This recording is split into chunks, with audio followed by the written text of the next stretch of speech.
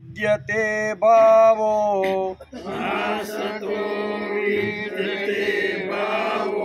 नासतो विद्यते भावो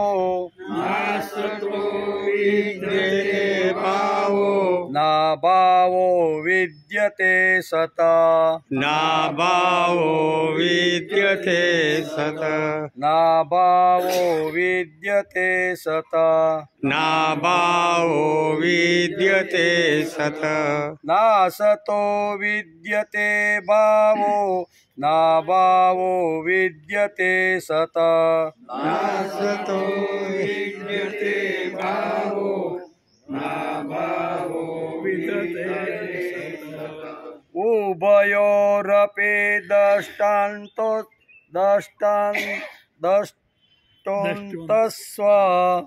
उभयोरपि दष्टान्तस्तव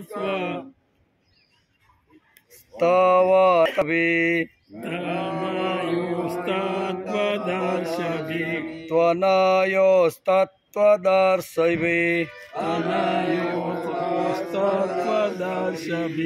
उभयोरपि दष्टान्तनयोस्तत्त्वदर्शिभिः उभयोरपि दष्टान्तत्वदर्शभि नासतो विद्यते भावो नाभावो विद्यते सता उभयोरपि दष्टान्तस्व योस्तत्त्वदर्शिभिः नासतो विद्यते भावो नाभावो विद्यते सता उभयोरपि दष्टान्तस्य योस्तत्त्वदर्शभि अविनाशी तु तद्वेदे अविनाशी तु तद्वेदि अविनाशी तु तद्वेदे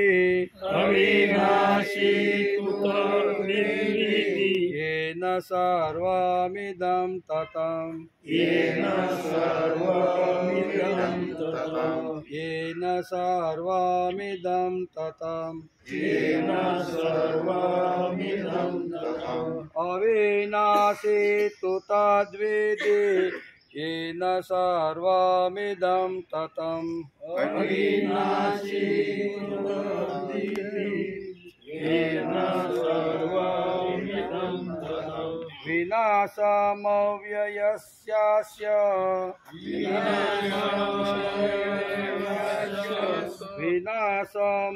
विनाशमव्ययस्यास्य विनाशमव्ययस्यास्य न कचित् कर्तुमर्हति न कश्चित् कर्तुमर्हति न कचित् कर्तुमर्हति न कश्चित् कर्तुमर्हति विनाशनमव्ययस्यास्य न कचित् कर्तुमर्हति विनाशमव्ययस्यास्य न कश्चित् कर्तुमर्हति विनाशमव्ययस्यास्य न कचित् कर्तुमर्हति विनाशमव्ययस्यास्य न कश्चित् कर्तुमर्हति अविनाशी तु तद्वेदे येन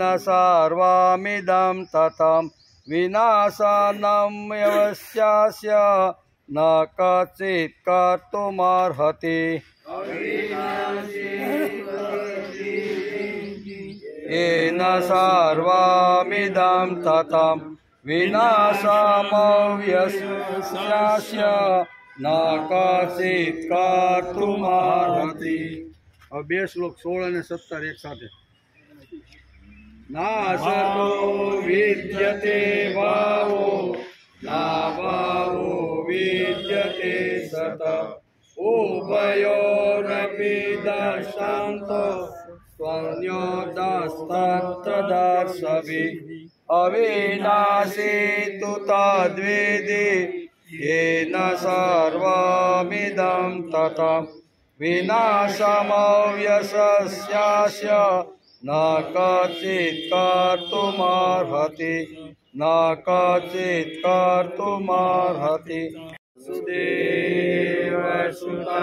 દેવં કંસચાણૂરમર્દન દેવકી પરમાનંદં કૃષ્ણં વંદે જગદ્ગુરુ ગુરુર્બ્રહ્મા ગુરુર્વિષ્ણુ ગુરુદેવો મહેશ્વર ગુરુ સાક્ષાત પરબ્રહ્મ તસ્મૈ શ્રી ગુરુવે નમઃ નારાયણં નમસ્કૃત્યં નરં ચૈવ નરોત્તમં દેવીં સરસ્વતી વ્યાસં તતો જયમુદીરયેત તતો જયમુદીરયેત તદ્વિધિ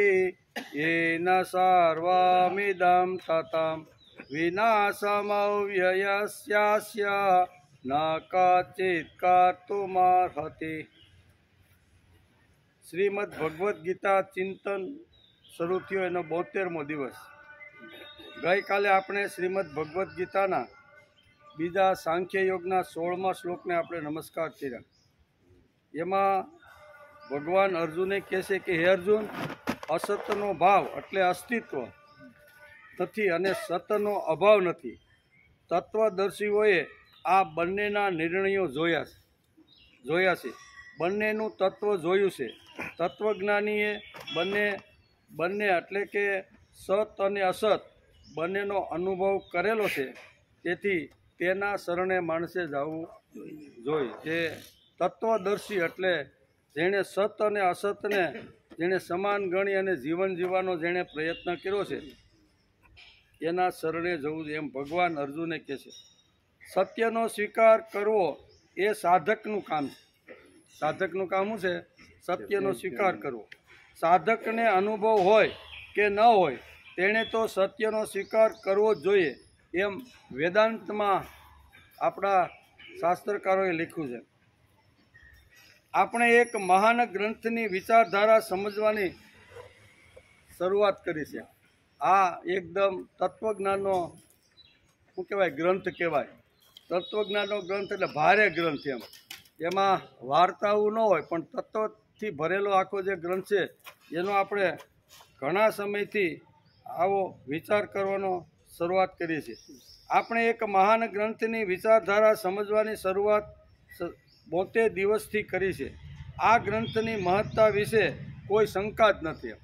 શ્રીમદ ભગવદ્ ગીતા એ જે ગ્રંથ છે 700 શ્લોક અને 18 અધ્યાય, એમાં માણસને કોઈ પ્રકારની શંકા નથી. કારણ કે ભગવાને પોતે સ્વમુખેથી ગાયેલો આ ગાન છે, આ ગીત છે. ભગવાને પોતે સ્વમુખેથી ગાયેલી આ વાત છે. આ ગ્રંથની મહત્તા વિશે કોઈ શંકા નથી. વૈશ્વિક કાર્યને માટે ઈશ શક્તિએ શ્રીમદ ભગવદ્ ગીતા ગ્રંથનું ગાન સ્વમુખે કર્યું. બરાબર ને? ઈશ શક્તિ એટલે આખી બ્રહ્માંડનું જેને સર્જન કર્યું છે તે એ આવી રીતના રૂપ ધારણ કરી અને ભગવાને પોતે જ પોતાના સ્વમુખે અર્જુનને માધ્યમ બનાવીને આખા જગતને માર્ગદર્શન મળે એવું જ્ઞાન આ ગ્રંથની અંદર મૂકેલું છે. તત્વજ્ઞાન જેવી ઉચ્ચ વિચારણા શ્રીમદ ભગવદ્ ગીતામાં આપણને જોવા મળે છે. બીજા ઠેકાણે જોવા મળતી નથી. માનવી જીવનને પૂર્ણતાની ટોચ સુધી લઈ જનારો આ મહાન ગ્રંથ છે. કોઈ પણ માનવ હોય, ભારતનો હોય કે ભારતની બહાર રહેતો હોય, હિન્દુ હોય કે મુસલમાન હોય કે ક્રિશ્ચન હોય, પણ કોઈ પણ માણસ આ ગ્રંથને જો સમજી વિચારી અને જો વાંચવાનો પ્રયત્ન કરે તો એને પૂર્ણતાની ટોચ ઉપર લઈ જનાર આ ગ્રંથ છે. બરાબર? ખાડામાં પડેલો માણસ હોય તો ખાડામાં પડેલા માણસને પણ આ ઊંચી ટોચ ઉપર એટલે કે પૂર્ણતાની ઊંચી ટોચ ઉપર લઈ જનાર આ શ્રીમદ ભગવદ્ ગ્રંથ છે. આ મહાન ગ્રંથ છે. શ્રી કૃષ્ણ ભગવાને પોતાના પ્રિય પાર્થને જે કંઈ કહ્યું છે તે આપણે કેવી રીતે સમજી શકશું? પણ આપણે પ્રામાણિક બુદ્ધિથી આ સમજવાનો પ્રયત્ન કરીએ છીએ. આટલું ઊંચું તત્વજ્ઞાન કુરુક્ષેત્રના મેદાનમાં અર્જુનને જે ભગવાને જે કીધું તત્વજ્ઞાન, એ આપણા જેવા સર્વસામાન્ય માણસ તો કેવી રીતે સમજી શકે? પણ આપણે પ્રામાણિક પ્રયત્ન કરીએ છીએ કે શ્રીમદ ભગવદ્ ગીતાની અંદર એવું કયું તત્વ છે, એવું કયું સત્વ છે, એવી કઈ ભક્તિ છે, એવું કયું જ્ઞાન છે કે કેવો કર્મયોગ છે, એને આપણી એકદમ સામાન્ય બુદ્ધિથી આપણે બધાએ સમજવાનો પ્રયત્ન કરીએ છીએ. એ સમજવાનો પ્રયત્ન કરીએ છીએ. આપણે એક સાધક તરીકે, ઉપાસક તરીકે, ભગવાનની પૂજા તરીકે અને અભ્યાસ તરીકે રોજ આ ગ્રંથનું આપણે અભ્યાસ કરતા રહેલા છીએ. આપણે કોઈ વિદ્વતા બતાવવા માટે કે આપણે વિદ્વાન છીએ એટલા માટે નહીં, પણ આપણે એક શ્રીમદ ભગવદ્ ગીતાનું પૂજન કરવા માટે કે આટલો મહાન ગ્રંથ જે ભગવાનના સ્વમુખે જે ગવાયેલો હોય અને એમાં આખી દુનિયાની સમસ્યા જે કાંઈ હોય એનો ઉકેલ જો આની અંદર ભગવાને જો રાખ્યો હોય તો કઈ કઈ સમસ્યાઓ છે, કઈ કઈ અગવડતાઓ છે, કયા કયા પ્રશ્નો છે અને કયા કયા પ્રશ્નનો ઉકેલ ભગવાને આ 700 શ્લોકની અંદર આપેલો છે. તો એને આપણે આપણી ટચુકડી બુદ્ધિથી આ બધું સમજવાનો પ્રયત્ન કરીએ છીએ. આટલું ગહન તત્વજ્ઞાન, બરાબર, જે વિદ્વાન અને પંડિતોને પણ માથા ઉપરથી જાય આ ખોલે ત્યારે, તો એ માથા ઉપરથી જાય એવું તત્વજ્ઞાન આપણે ઓછું ભણેલા અથવા ખેતી કરતા આવેલા આપણે ક્યાંથી સમજી શકીએ? પણ આપણે આ પ્રામાણિક પ્રયત્ન કરી શકીએ. આટલું ગહન ઊંડું જ્ઞાન દુનિયાના લોકો માથે લઈને શા માટે નાચે છે? આપણે તો ઠીક, આપણા દેશમાં શ્રીમદ ભગવદ્ ગીતા ગવાણી એટલે આપણે થોડુંક મહત્ત્વ અને ગૌરવ અને આપણું થોડુંક કોલર ટાઈટ થાય કે અમારા દેશની અંદર ભગવાને આવું સુંદર મજાનું આવું તત્વજ્ઞાન અર્જુનને નિમિત્ત બનાવ્યું. પણ જે દેશની અંદર આ ગવાયું નથી એ દેશના લોકો અહીંયા અંગ્રેજીમાં ટ્રાન્સફર કરી અને શ્રીમદ ભગવદ્ ગીતાનો અભ્યાસ કરે છે. થોરો નામનો એટલે કે વિદેશનો એક ચિંતક થઈ ગયો, સાધક થઈ ગયો. આપણે આપણી ભાષામાં કહેવું હોય તો સંત થઈ ગયો, બરાબર. આપણી ભાષામાં કહેવું હોય શું કહેવાય? સંત થઈ ગયો. એ થોરો હતો. એ થોરો એકવાર જંગલની અંદર આવી રીતનો શ્રીમદ ભગવદ્ ગીતા લઈ અને એનું મનન ચિંતન કરતો હતો. ઘણા લોકો ત્યાંથી પસાર થયા એટલે ત્યાં ઊભા રહે અને એણે જોયું કે એક મહાત્મા, એનું નામ હતું થોરો. આપણે જેમ ઋષિઓના નામ હોય ને એના અંગ્રેજીમાં આવા નામ હોય ત્યાં. એટલે એ થોરો આવી રીતનો એક આસન લગાડી અને કોઈ હાથની અંદર ગ્રંથ લઈને એનું મનન ચિંતન કરતો હતો. ત્યાંથી ઘણા બધા જંગલ છે, સૂર્યનો પ્રકાશ પણ પૃથ્વી ઉપર પડી શકતો નથી એટલું ગાઢ જંગલ છે. આજુબાજુ ખાખવા આન ઘણું બધું પડેલું છે. અને એના ઉપર આ માણસ શું કરે છે? એટલે લોકો ઘણા એની પાસેથી નીકળતા હતા, ક્યાંક ગયા અને જોયું તો કોઈ હાથમાં ગ્રંથ લઈને એનું મનન ચિંતન કરતા હતા. એટલે ત્યારે લોકોએ કીધું કે ભાઈ આ તો જંગલ છે, આ જંગલની અંદર ઘણા બધા વિષી કુશી નાગ સર્પ આવી રીતના બધા આટા મારતા હોય અને એને હિસાબે તમને જો દંશ દેશે ને તો તમારું મૃત્યુ થશે.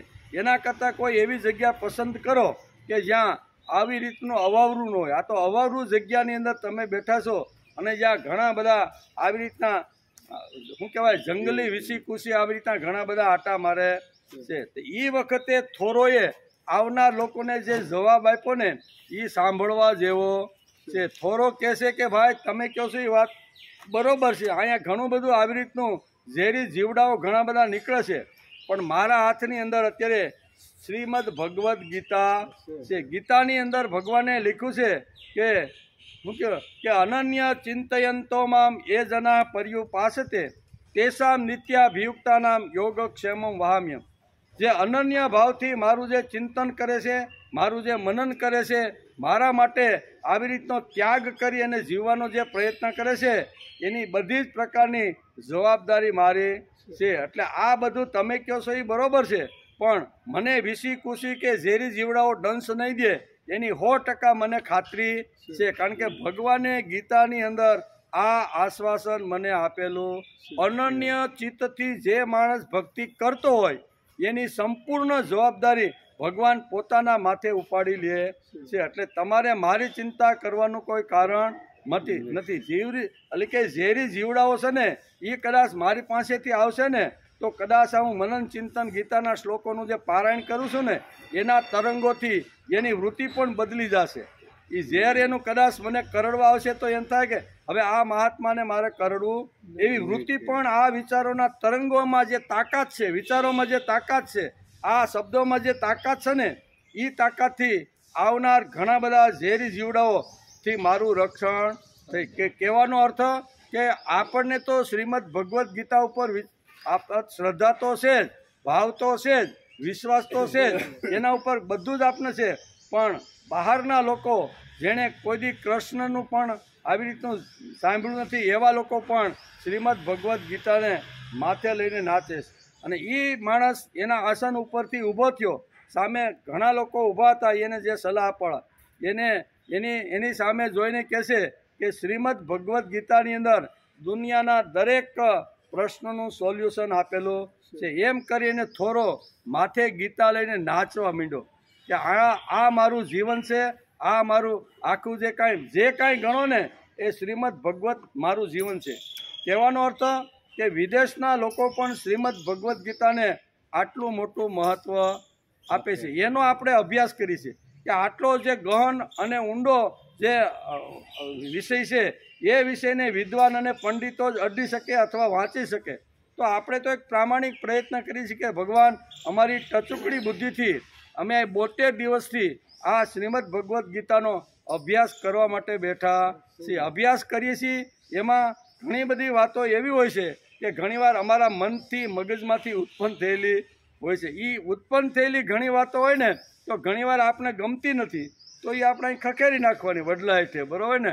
અને સારું જે શ્રીમદ ભગવદ્ ગીતામાંથી લાગ્યું હોય એ આપણે લઈ અને એનું મનન ચિંતન કરવાનો માણસે પ્રયત્ન કરવો જોઈએ. તેથી આપણે એક સાધક તરીકે, એક ઉપાસક તરીકે ભગવાનની પૂજા કરીએ છીએ. શું કરીએ છીએ? રોજ આપણે એક સાધક તરીકે આવી છીએ, ભક્ત તરીકે આવી છીએ. આપણો જીવન વિકાસ થાય એટલા માટે આપણે આ અભ્યાસ કરીએ છીએ. તરીકે આ ગ્રંથને સમજવાનો આપણે 42 પ્રયત્ન કરીએ છીએ. આપણે રોજ એને નમસ્કાર કરીને આ શરૂઆત કરીએ છીએ. શ્રીમદ ભગવદ્ ગીતાના તત્વો ચિત્તહર અને જીવન પ્રેરક છે. કેવા? ચિત્તહર એટલે ચિત્તને હરી લેનારા છે. એક જે શબ્દ છે ને એ આપણું જે ચિત્ત છે ને એને હરનાર આ શ્રીમદ ભગવદ્ ગીતાના શબ્દો છે. તેમજ જીવન પ્રેરક, આપણા જીવનની અંદર પ્રેરણા આપે, જીવનને વિકસિત બનાવે અને જ્યાં આપણે અટકાવ હોય ત્યાંથી એક ડગલું આગળ શ્રીમદ ભગવદ્ ગીતા આપને લઈ જવાનો પ્રયત્ન કરે છે. માણસ અટકે છે, ઘણીવાર માણસ થાકી જાય છે, ઘણીવાર માણસ કંટાળી જાય છે. તો કંટાળેલો માણસ, થાકેલો માણસ, નિરાશ થયેલો માણસ તો શ્રીમદ ભગવદ્ના ગીતાના શ્લોકો જેમ જેમ આપણે વાંચતા જાય છે એમ આપણે ઉત્સાહ, સ્ફૂર્તિ અને ચૈતન્ય આ તત્વજ્ઞાનથી મળતું રહેલું છે. તેથી અમે પ્રામાણિક પ્રયત્ન કરીએ છીએ. દુનિયામાં ઘણા બધા ગ્રંથો છે, ઘણા બધા વાંગ્મયો છે, આના કરતાં ટોચના પણ જ્ઞાનથી ભરેલા છે, કર્મયોગથી ભરેલા છે, ભક્તિભાવથી ઘણા. મધુસૂદન સરસ્વતીનું જો તત્વજ્ઞાન એનો ગ્રંથ જોઈને તો એ ભક્તિથી આખો ભરેલો છે. એટલે ભક્તિના ઘણા બધા ગ્રંથો અલગ અલગ રીતે છે, જ્ઞાનના ગ્રંથો છે, કર્મયોગના ગ્રંથો છે. પણ શ્રીમદ ભગવદ્ ગીતા તો બધા જે જ્ઞાન, કર્મ અને ભક્તિ બધાનો નિચોડ એક જ ગ્રંથની અંદર અહીંયા ભગવાને મૂકી અને અર્જુનને નિમિત્ત બનાવીને આ કહેવાનો પ્રયત્ન કર્યો છે. શ્રીમદ ભગવદ્ ગીતાના તત્વો ચિત્તહર અને જીવન પ્રેરક છે, એમાં શંકા નથી. સાથે સાથે ગીતાની સ્ફૂર્તિદાયક પરિસ્થિતિ સમજવા જાણવા જેવી છે. સ્ફૂર્તિદાયક, ઉત્સાહ, સ્ફૂર્તિ અને ચૈતન્ય આપે ને એવા શ્રીમદ ભગવદ્ ગીતાના વિચારો છે. એમ કે શ્રીમદ ભગવદ્ ગીતાનો પહેલો અધ્યાય પરિસ્થિતિ આખી સમજાવે છે. આખી કેવી છે? પરિસ્થિતિ અને ઇતિહાસ આખો સમજાવે છે. અને ઇતિહાસ સમજ્યા પછી જ માણસને તત્વજ્ઞાન અભ્યાસ કરે તો થોડોક ઘણું તત્વજ્ઞાન એને સમજાય. તેથી શ્રીમદ ભગવદ્ ગીતાનો પહેલો અધ્યાય પરિસ્થિતિ સમજાવે છે. વિહળતામાંથી ગીતા જન્મી છે. કેવી વિહળતા? એટલે દુઃખમાંથી, વિષાદમાંથી ગીતાનો જન્મ. અર્જુન પાછો જ પડ્યો ન હોત, લડવાની ના જ ન પાડી હોત અને મધ્ય ભાગમાં ગયા પછી નમસ્કાર કરીને જો લડવાની શરૂઆત કરી હોત તો શ્રીમદ ભગવદ્ ગીતા આપણને કોઈને મળત નહીં. એ પાછો પડ્યો, હટી ગયો, લડવાની ના પાડી, એણે બધા કારણો બતાવ્યા, લડી અને જે પરિસ્થિતિ આખી ઊભી થાય એના બધા કારણો એણે ભગવાનની સામે અહીંયા પ્રથમ અધ્યાયના 46 શ્લોક સુધી આવી રીતના ધરી દીધા. તો એમાંથી આ ભગવાનને આટલી મોટી વિહળતા, આટલું મોટું દુઃખ, આટલો મોટો વિષાદ અહીંયા અર્જુનને થયો અને એમાંથી ને શ્રીમદ ભગવદ્ ગીતાનું પ્રાગટ્ય થયું. ભગવાનના મુખારવિંદમાંથી આ શબ્દો સરી પીડા કે એટલે કે શ્રીમદ ભગવદ્ ગીતાના આ મુખારવિંદમાંથી આ શબ્દો સરી પીડા. તેથી જ આપને આ શ્રીમદ ભગવદ્ ગીતા પ્રાપ્ત થઈ છે. ક્લેબ્યમમાં સ્મગમ પાર્થ નૈતત્વ ઉપપદ્યતે શુદ્રમ હૃદયમ દૌર્બલ્યમ ત્યક્તો તિષ્ઠમ પરંથવ. શ્લોકમાં જ્યારે બોલવાની શરૂઆત કરીને ત્યારે એના મુખારવિંદમાંથી આ શબ્દો સરી પડ્યા અને જેને હિસાબે આપને શ્રીમદ ભગવદ્ જેવો મહાન ગ્રંથ આપણને પ્રાપ્ત થયો છે. શ્રીમદ ભગવદ્ ગીતાનો આ ગીતા જન્મી છે. વ્યાકુળ અને શોક વિહળ થઈ ગયેલા અર્જુનનો જે વિષાદ હતો એ વિષાદ ઓછો કરવા માટે અથવા મોહને દૂર કરવા માટે ભગવાને શ્રીમદ ભગવદ્ ગીતાના બીજા અધ્યાયના 11મા શ્લોકથી તત્વજ્ઞાન આપવાની શરૂઆત કરી. શ્રી કૃષ્ણ અને અર્જુનનો આ સંવાદ છે. શ્રીમદ ભગવદ્ ગીતા શું છે? શ્રી કૃષ્ણ અને અર્જુનનો આ સંવાદ છે. તેથી વિવિધ પ્રકારના દુઃખોથી વિહવળ બનેલા માનવને આ શ્રીમદ ભગવદ્ ગીતાનો સંવાદ જીવન વ્યવહારમાં આજ સુધી દરેકને ઉપયોગી થાય એવું તત્વજ્ઞાન ભગવાને શ્રીમદ ભગવદ્ ગીતાની અંદર સમજાવવાનો પ્રયત્ન કર્યો છે. એમ કરી અને આપણે આજે થોડીક શ્રીમદ ભગવદ્ ગીતાનું મહત્ત્વ સમજવાનો પ્રયત્ન કર્યો. આજે આપણે શ્રીમદ ભગવદ્ ગીતાના બીજા અધ્યાયના 17મા શ્લોકનો આજે આપણે અભ્યાસ કરવાનો છે. કયો શ્લોક છે? ત્યાં કહે છે અવિનાશી તુ તદ્વિધિ એન સર્વમિદં તતં વિનાશમવ્યયસ્યાસ્ય ન કચિત કર્તુમર્હતિ. એનો અર્થ થાય છે અવિનાશી એટલે નાશ જેનો થતો નથી તે. ભગવાન કેવા છે? અવિનાશી. અવિનાશી એટલે જેનો નાશ થતો નથી તે, નાશ રહિત. તું એટલે તો, તું. તત એટલે તેને, વિધિ એટલે જાણ, એ ન એટલે જેનાથી. ભગવાન અર્જુનને આ વાત સમજાવતા કહે છે કે હે અર્જુન, જેનો નાશ થતો નથી ને એને તું જાણી લે. એવી અવિનાશી એક શક્તિ આ બ્રહ્માંડની અંદર, જે આખા બ્રહ્માંડને જે ચલાવે છે ને, જે ઉત્પત્તિ સ્થિતિ અને લય કરવાવાળી જે શક્તિ છે, જે અવિનાશી શક્તિ છે ને, એને તું જાણી લે. એટલે એનો અર્થ કે ભગવાન કૃષ્ણ અત્યારે અર્જુનને જે વાત કહે છે એનાથી કોઈ અલગ તત્વ છે એની વાત અત્યારે ભગવાન કહી રહ્યા છે. કે આખા જે બ્રહ્માંડનો જે અધિપતિ છે, આખા બ્રહ્માંડને ચલાવે છે, એ જે શક્તિ છે એને તું જાણી લે. ઈદમ એટલે આ, સર્વમ એટલે સક એટલે જગત દ્રશ્ય વર્ગ, તત્મ એટલે વ્યાપ્ત છે, અસ્ય એટલે આ, અવ્યય એટલે અવિનાશનો, વિનાશમ એટલે વિનાશ, કચિત કોઈ પણ, કરતું એટલે કરી અને ન અહર્તી કરી શકતું નથી. અવિનાશ એનો અર્થ થાય નાશ રહિત. તો તું તેને જાણ જેનાથી આ સકળ જગત વ્યાપ્ત છે. આ અવિનાશીનો વિનાશ કોઈ પણ કાળે કોઈ કરી શકતું. આ એક તત્વ એવું છે, આ એક બ્રહ્મ તત્વ એવું છે કે બ્રહ્મ તત્વનો કોઈ દિવસ, કોઈ કાળમાં, કોઈ સમયે કોઈ એનો નાશ કરી શકતું નથી. આવું જે તત્વ છે એને તું જાણ અને એ સમજી અને તું ઊઠ ઊભો થા અને લડવા માટે તૈયાર થઈ જાય. એમ કરીને ભગવાન કહે છે અવિનાશી તું તદ્વિધિ. પહેલા શરણની અંદર આ 8 શબ્દો આવે છે. અવિનાશી તું તદ્વિધિ. અગાઉના શ્લોકમાં જે સત અસતની વાત ભગવાને કહી હતી એ પૈકી પહેલાં સતની ટીકા કરવા માટે અહીં તું પદ આવ્યું છે. તે અવિનાશી તત્વને તું સમજ.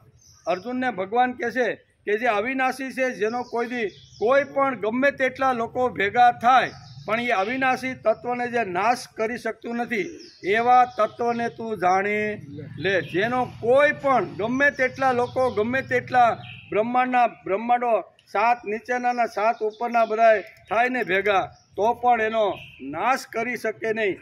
એવા અવિનાશી તત્વને તું જાણી લે. એવા અવિનાશી તત્વને તું જાણી લે. એવું કહીને ભગવાન તે તત્વને પરોક્ષ બતાવ્યું છે. પરોક્ષ બતાવવામાં તાત્પર્ય એ છે કે ઈદમ એટલે મળતાપણાથી દેખાવાવાળા આ સંપૂર્ણ સંસારમાં તે પરોક્ષ તત્વ વ્યાપ્ત છે અને પરિપૂર્ણ છે.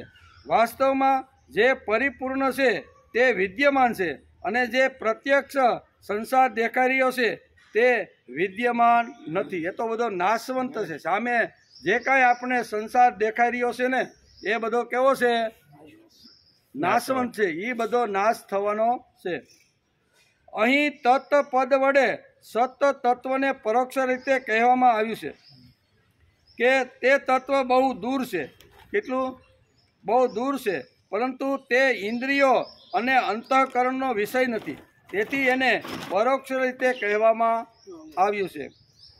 એન સર્વમિદમ તતમ, એન સર્વમિદમ તતમ. આ પદો ગીતામાં 3 વાર આવ્યા છે. કેવા?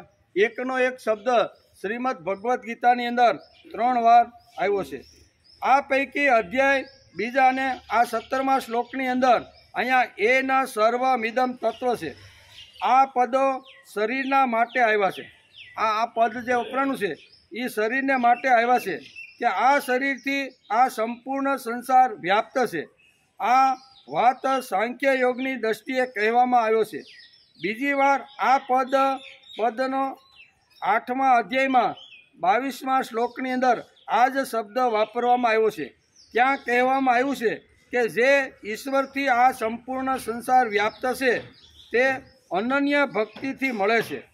અનન્ય ભક્તિ સિવાય આ વસ્તુ મળતી નથી.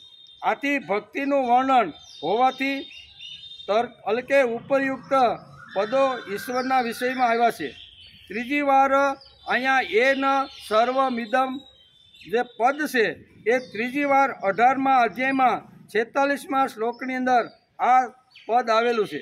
ત્યાં કહેવામાં આવ્યું છે કે જેનાથી આ સંપૂર્ણ સંસાર વ્યાપ્ત છે તેનું 4 વર્ણોએ પોતપોતાના કર્મો દ્વારા પૂજન કરવું. આ વર્ણન પણ ભક્તિની દ્રષ્ટિએ ગાયું છે. આ 3 વખત આ શબ્દ આવ્યો. એકવાર 8મા અધ્યાયમાં આવ્યો, 18મા અધ્યાયમાં આવ્યો, અને આ બીજા અધ્યાયના 17મા શ્લોકની અંદર એન સર્વમિદમ તત. એ 3 જગ્યાએ અલગ અલગ વપરાયેલું છે. 18મા અધ્યાયમાં એન તત્વમિદમ જે અહીંયા પદ આવેલું છે, એમાં ભગવાન અર્જુનને કહે છે કે વર્ણાશ્રમ ધર્મ જે છે ને, એ ધર્મ માણસે મજબૂત કરી લેવો જોઈએ. વર્ણાશ્રમમાં 2 વાતો આવે, એક વર્ણ અને આશ્રમ. વર્ણ એટલે બ્રાહ્મણ, ક્ષત્રિય, વૈશ્ય અને શૂદ્ર, આને વર્ણ કહેવામાં આવે છે. અને આશ્રમ એટલે બ્રહ્મચર્યાશ્રમ, ગૃહસ્થાશ્રમ, વાનપ્રસ્થાશ્રમ અને સંન્યાસાશ્રમ. આ વર્ણાશ્રમને મજબૂત કરવાની વાત શ્રીમદ ભગવદ્ ગીતાના 18મા અધ્યાયમાં એન સર્વમિદમ તતમ આ શબ્દ વપરાયેલો છે. એ પણ જ્યારે આપણે 18મો અધ્યાયનો અભ્યાસ કરશું ત્યારે એનો ઉલ્લેખ. પણ અત્યારે તો આપણે શ્રીમદ ભગવદ્ ગીતાના બીજા અધ્યાયની અંદર અહીંયા 17મા શ્લોકનો અત્યારે એન સર્વમિદમ તતમનો આપણે અર્થ સમજતા રહ્યા છીએ. જેને પરોક્ષ કહ્યું છે તેનું વર્ણન કરે છે કે આ સગળા સંસારને એ નિત્ય તત્વથી વ્યાપ્ત છે. જેવી રીતે સોનાના બનેલા ઘરેણામાં સોનું, લોઢામાંથી બનેલા અસ્ત્ર શસ્ત્રોમાં લોઢું, માટીના બનેલા પાણીથી બનેલા બરફમાં પાણી જ વ્યાપ્ત પરિપૂર્ણ છે. એવી જ રીતે સંસારમાં તે સત તત્વ વ્યાપ્ત છે. આથી વાસ્તવમાં આ સંસારમાં તે સત તત્વ જ જાણવા યોગ્ય છે. બીજું તત્વ તો બધું નાશવંત છે. કોઈ 70 વર્ષ, 80 વર્ષ, 100 વર્ષ સુધી, અથવા કોઈ વસ્તુ હોય તો ઘણી 150 વર્ષ સુધી આપણે એ ઉપયોગમાં આવે. એટલે આ બધું તો વહેલા મોઢું બધું નાશવંત છે. ભગવાન અહીં કહે છે, અહીં 4 પ્રકારના ઉદાહરણો આપ્યા છે. એક તો પાણીથી બનતો રહેલો જે બરફ છે ને, એ પાણીનું જ એક રૂપ છે. બરફ કેવો છે? એ પાણીમાંથી બનેલો છે. પછી અહીં કુંભારની વાત કરે છે કે માટલા કે જે કાંઈ બને છે ને એ માટીમાંથી બનેલા છે. પછી સોનીની વાત કરે છે. આપણે જુદા જુદા જે પ્રકારના ઘરેણા આપણે જે શોરૂમમાં આપણે જે જોઈએ છીએ એમાં મૂળ ભાગ તો સોનું જ ને, સોનામાંથી જ બધી બનેલી આ વસ્તુઓ છે. અને ચોથી વાત કહે છે કે જે લોઢું છે એમાંથી જે કાંઈ અસ્ત્ર શસ્ત્ર બને મૂળ તો લોઢામાંથી ન છે. તેથી અહીં કહે છે કે સત્વ જે તત્વ છે એને પકડીને જે માણસ ચાલે છે ને તેનો કોઈ દિવસ નાશ થતો નથી. તેથી સત્વને પકડવાનો પ્રયત્ન કરો. બાકી બધું જે જગત છે એ અસત છે, એ આજે છે અને આવતીકાલે આપણે પણ ન હોય ને જગત પણ ઘણીવાર ખલાસ થતું હોય છે. તેથી અહીં કહે છે કે સંસારમાં સતત તત્વ જાણવા જેવું જો જાણવાનું જ હોય, આ જગતમાં માનવ દેહ તરીકે લઈને જો આપણે આવ્યા હોય તો જાણવાનું જ હોય તો સત તત્વને જાણવાનો જ પ્રયત્ન કરવો જોઈએ. સત તત્વ એવું તત્વ છે કે એને જાણ્યા પછી બીજું કાંઈ જાણવાની જરૂર રહેતી નથી. એમ કે પછી વિના સમવ્યયસ્યાસ ન કચિત કરતું મરતી. આ પદની અંદર શરીરથી અવ્યય એટલે ભગવાને ગીતામાં અનેક જગ્યાએ શરીરને પણ અવ્યય કહ્યો છે અને પોતાને પણ અવ્યય કહ્યો છે. સ્વરૂપથી બંને અવ્યય હોવા છતાં પણ ભગવાન તો પ્રકૃતિને પોતાના વશમાં રાખીને સ્વતંત્રતાપૂર્વક પ્રગટ અને અંતર્ધ્યાન થાય છે.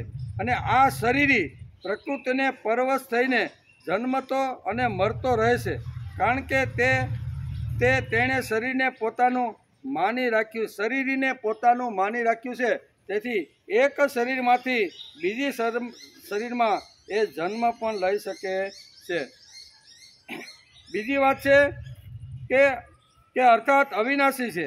આ અવિનાશીનો કોઈ વિનાશ કરી શકતું નથી, પરંતુ શરીર વિનાશી છે કારણ કે તે નિત્ય નિરંતર વિનાશ તરફ જઈ રહ્યું. આપણું શરીર છે પણ એ નિત્ય રોજનું આપણે દેખાતું નથી, પણ એ એક ક્ષણ એ બદલતું રહેલું છે. જન્મથી શરૂઆત કરીને બદલતું વૃદ્ધત્વ સુધી આ શરીર પહોંચી જાય છે. તેથી કે વિનાશી છે કારણ કે તે નિત્ય નિરંતર વિનાશ તરફ જઈ રહ્યું છે. આથી આ એટલે કે વિનાશીના વિનાશને કોઈ રોકી શકતું નથી. તું વિચારે છે કે હું યુદ્ધ નહીં કરું તો તેઓ નહીં મરે, પરંતુ વાસ્તવમાં તારા યુદ્ધ કરવાથી અથવા નહીં કરવાથી આ અવિનાશી અને વિનાશી તત્વોમાં કોઈ ફેર નહીં પડે.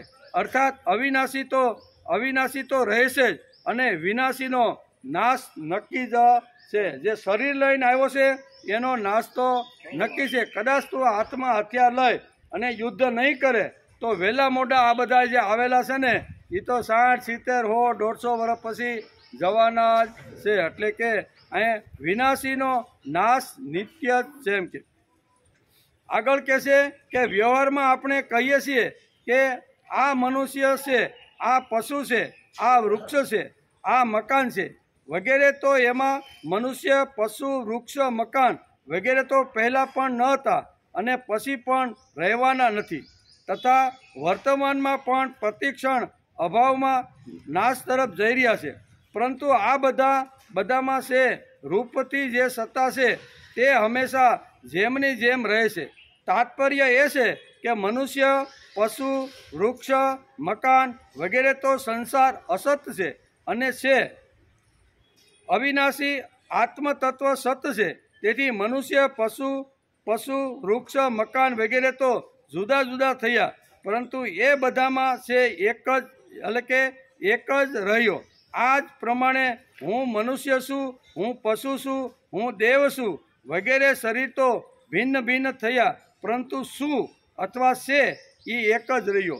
હું માણસ છું, હું પશુ છું, શું અથવા છે એ તો એક જ છે. બાકી મનુષ્ય જુદો, પશુ જુદો આવી રીતના બધા જુદાઓ રહે છે. એમ અત્યારે ભગવાન કહે છે. એના તત્વમિદમ આ પદ અહીં જીવાત્માને માટે આવેલા છે અને 8મા અધ્યાયમાં 12મા શ્લોકમાં તથા 18મા અધ્યાયના 46મા શ્લોકમાં આ જ પદનો ઉપયોગ કરવામાં આવ્યો છે. પરમાત્માને માટે આવેલા છે એનું તાત્પર્ય એ છે કે જીવાત્માનું સર્વવ્યાપક પરમાત્માની સાથે એટલે કે સાધર્મ્ય એટલે સમાન ગુણ ધર્મ હોવા છે. તેથી જેમ પરમાત્મા સંસારથી અસંગ છે તેવી જ રીતે જીવાત્મા પણ શરીર સંસારથી સ્વાભાવિક અસંગ છે. અસંગો હ્યસમ પુરુષ જીવાત્માની સ્થિતિ કોઈ એક શરીરમાં નથી. તે કોઈ શરીર સાથે ચીટકેલો નથી, પરંતુ આ અસંગતાના અનુભવ ન હોવાથી જ માણસને જન્મ મરણ થઈ રહ્યું છે. એમ આ શ્લોકની અંદર થોડુંક અઘરું તત્વજ્ઞાન છે, ભારેખમ છે, ઊંઘ આવી જાય એવું છે. પણ આપણે થોડુંક એને હળવું કરીને આ શ્લોકને સમજવાનો પ્રયત્ન કરીએ કે ભગવાન અર્જુનને આ શ્લોકમાં શું કહેવા માગે છે. એક તો અવિનાશી શબ્દ અહીં ભગવાને પ્રથમ વાપર્યો છે કે આ જે બ્રહ્મ તત્વ છે ને, જે એ અવિનાશી છે, એને ગમે તેટલા લોકો ભેગા થાય અને ગમે તેટલા બ્રહ્માંડો પણ ભેગા થાય, પણ આ તત્વને કોઈ ખલાસ કરી શકતું નથી. તેથી અવિનાશી શબ્દ આ શ્લોકની અંદર પ્રથમ ભગવાને અહીંયા અર્જુનને સમજાવતા કહે છે કે અવિનાશી તું તદ્વિધિ એન સર્વમિદમ તતમ. તું આ જે જોઈ રહ્યો છો ને એ બધું જે નાશવંત છે, પણ એક અવિનાશી તત્વ એવું છે કે જેનો નાશ નથી ને કોઈ ગમે તેટલા સાથે મળે તો પણ એનો નાશ કરી શકે નહીં. કુરુક્ષેત્રના મેદાનમાં અર્જુન શોક સંવિઘ્ન થયો છે. માત્ર કુરુક્ષેત્રના મેદાનમાં નહીં, પણ આજના અર્જુન જેવા યુવાનો પણ આજે શોકમગ્ન થઈ ગયા. કુરુક્ષેત્રના મેદાનની અંદર અર્જુનની જે થઈ હતી એવી આજે કળિયુગના યુવાનોની પણ થઈ છે. અર્જુનની શોક સંવિઘ્નતાનું મુખ્ય કારણ મોહ છે. શું થયું? એ સંવિઘ્ન થયો, વિષાદી થયો, એટલે વિષાદ એને આવ્યો અથવા એ દુઃખી થયો. એનું કારણ શું છે કે એને મોહ થયો. કોના તરફ? તો કે સગા સ્વજનો પ્રત્યે. આગળ આવ્યું ને કે સ્વજનોને જોઈને એ મોહિત થઈ ગયો છે. અને સિદંતી મમ ગાત્રાણી મુખમ પરિશુષ્યતિ વેપતુષ શરીરે મેં રોમ હર્ષસ જાય. આમ કરી અને એ પાછલી બેઠક ઉપર બેસી ગયો. શા માટે? કે આ બધા સ્વજનોને એને જોયા, અને સ્વજનોને જોયા પછી એનો જે મોહ હતો ને એ મોહ એના પ્રત્યે ધીમે ધીમે દ્રઢ થવા લાગ્યો, મજબૂત થવા લાગ્યો. અને મજબૂત થવાથી એના હાથની અંદર, પગની અંદર, શરીરની અંદર, રૂવાડાની અંદર અને જે કાંઈ પરિસ્થિતિઓ જે નિર્માણ થઈને એનું વર્ણન વ્યાસે લખ્યું છે કે સિદંતી મમ ગાત્રાણી મુખમ પરિશુષ્યતિ.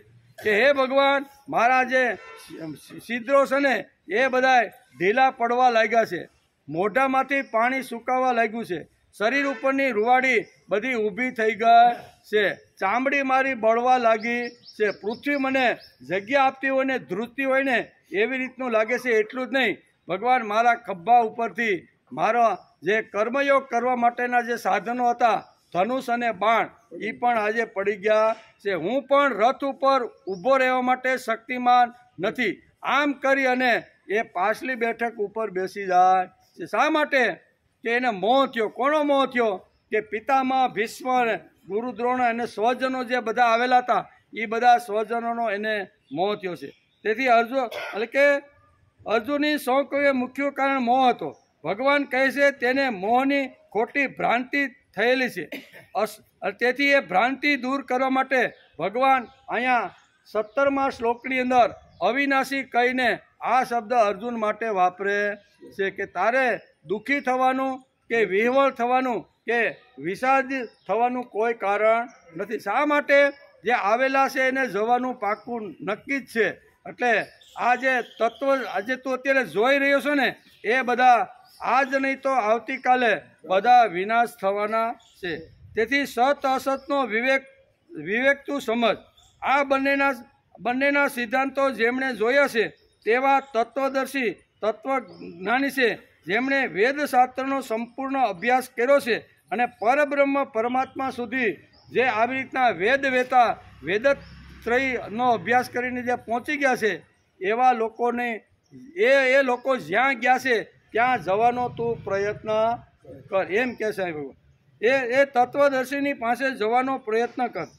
ભગવાન અર્જુનને કહે છે કે તારે વિષાદ, શોક, સંવિઘ્નમાંથી બહાર નીકળવું હોય તો તત્વદર્શીએ જે જોયું, તત્વદર્શીએ જે અનુભવ્યું અને તત્વદર્શીએ જે જોવાનો પ્રયત્ન કર્યો છે તે તું સાંભળી લે અને સારી રીતે એનું શ્રવણ કરી લે. તત્વદર્શી એ કેવી રીતે ત્યાં પહોંચ્યો છે અને એણે શું શું કર્યું છે એનું તું મારી પાસેથી સાંભળી લે, એમ કરી અને ભગવાન અહીંયા અર્જુનને મોહમાંથી બહાર કાઢવાનો પ્રયત્ન કરે છે. આજે કીધું એટલે આવતીકાલે કાંઈ હાથમાં ધનુષ લઈને લડવાનો નથી. ઘણી બધી અગવડ, ઘણી બધી તકલીફો અર્જુનને છે. અનેક પ્રકારના પ્રશ્નો, અનેક પ્રકારની વાતો અર્જુનની સામે આવીને ઊભે છે.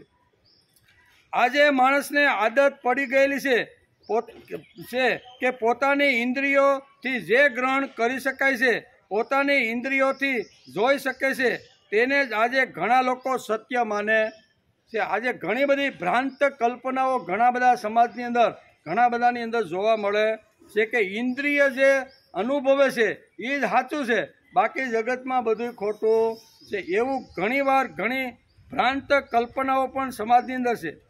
મનથી જે કલ્પી શકે છે તેને જ તે સત્ય માને છે. બુદ્ધિથી જે સમજી શકે છે તેને સત્ય માને છે. પણ આટલું જગત નથી, આમ ભગવાન કહે છે. તું બુદ્ધિથી જેટલું કલ્પી શકે છે, મનથી જેટલું વિચારી શકે છે અને ઇન્દ્રિયો જેનાથી અનુભવ કરી શકે છે, આટલું જગત નથી. આના કરતાં જગત કાંઈક આગળ છે, એમાંય ભગવાનને કહેવાનું છે. મનથી, બુદ્ધિથી, ઇન્દ્રિયોથી જે કાંઈ જોઈ શકીએ છીએ, જે કાંઈ કલ્પી શકીએ છીએ, જે કાંઈ અનુભવી શકીએ છીએ, એટલું જ આ જગત નથી. જગત તો ખૂબ જ બહુ મોટું બ્રહ્માંડ છે, બરાબર ને? તો એ બ્રહ્માંડને સમજવાનો તું પ્રયત્ન કર. તું તો અત્યારે સામે ઊભેલા 11 અક્ષરની અંદર તારા જે સગા અને સંબંધી છો એના પ્રત્યે તને મમત્વ અને મોહ લાગી ગયો છે. આટલું જ આ જગત નથી. એમ આ કુરુક્ષેત્રના મેદાનમાં 7 અને 11 અક્ષરની સૈન્ય ભેગું થઈને 18 અક્ષરની સાથે લડવાયું છે. આટલું જગત નથી. જગત તો ભાઈ બહુ મોટું છે. તું તો અત્યારે આને જગત સમજી રહ્યો છે. અત્યારે 18 અક્ષરની સૈન્ય જે લડવા માટે આવ્યું છે ને એને તું સત્ય અને જગત માને છે. તેથી આ મોહમાંથી તારે બહાર નીકળવાનો પ્રયત્ન કરવો જોઈએ. અને તત્વદર્શી જે માર્ગે અપનાવી અને પ્રભુના લાડકા દીકરા બનીને ભગવાનના ખોળામાં બેસી ગયા છે, આવા જે તત્વદર્શીઓ છે એના રસ્તે તારે ચાલવાનો પ્રયત્ન કરવો. તારે આડું હવળું હાલવાની કાંઈ જરૂર નથી. સમાજમાં આજે ઘણા લોકો ઘણી રીતે આડું હવળું હાલે છે. ગીતાને છોડીને ગમે તે છોડીને ગમે ત્યાં આડો હવળો થઈને ઘણીવાર માણસ અટવાતો હોય છે. ભગવાન અહીં કહે છે કે અવિનાશી તત્વને જે લોકોએ જાણી લીધું છે, જે લોકોએ સમજી લીધું છે અને અવિનાશી તત્વ સુધી જે લોકો પહોંચી ગયા છે એવા તત્વદર્શીનો અનુભવ લઈ અને માણસે આગળ ચાલવું જોઈએ. એવું જે શાસ્ત્ર છે, શાસ્ત્રને પૂછીને માણસે કામ કરવું.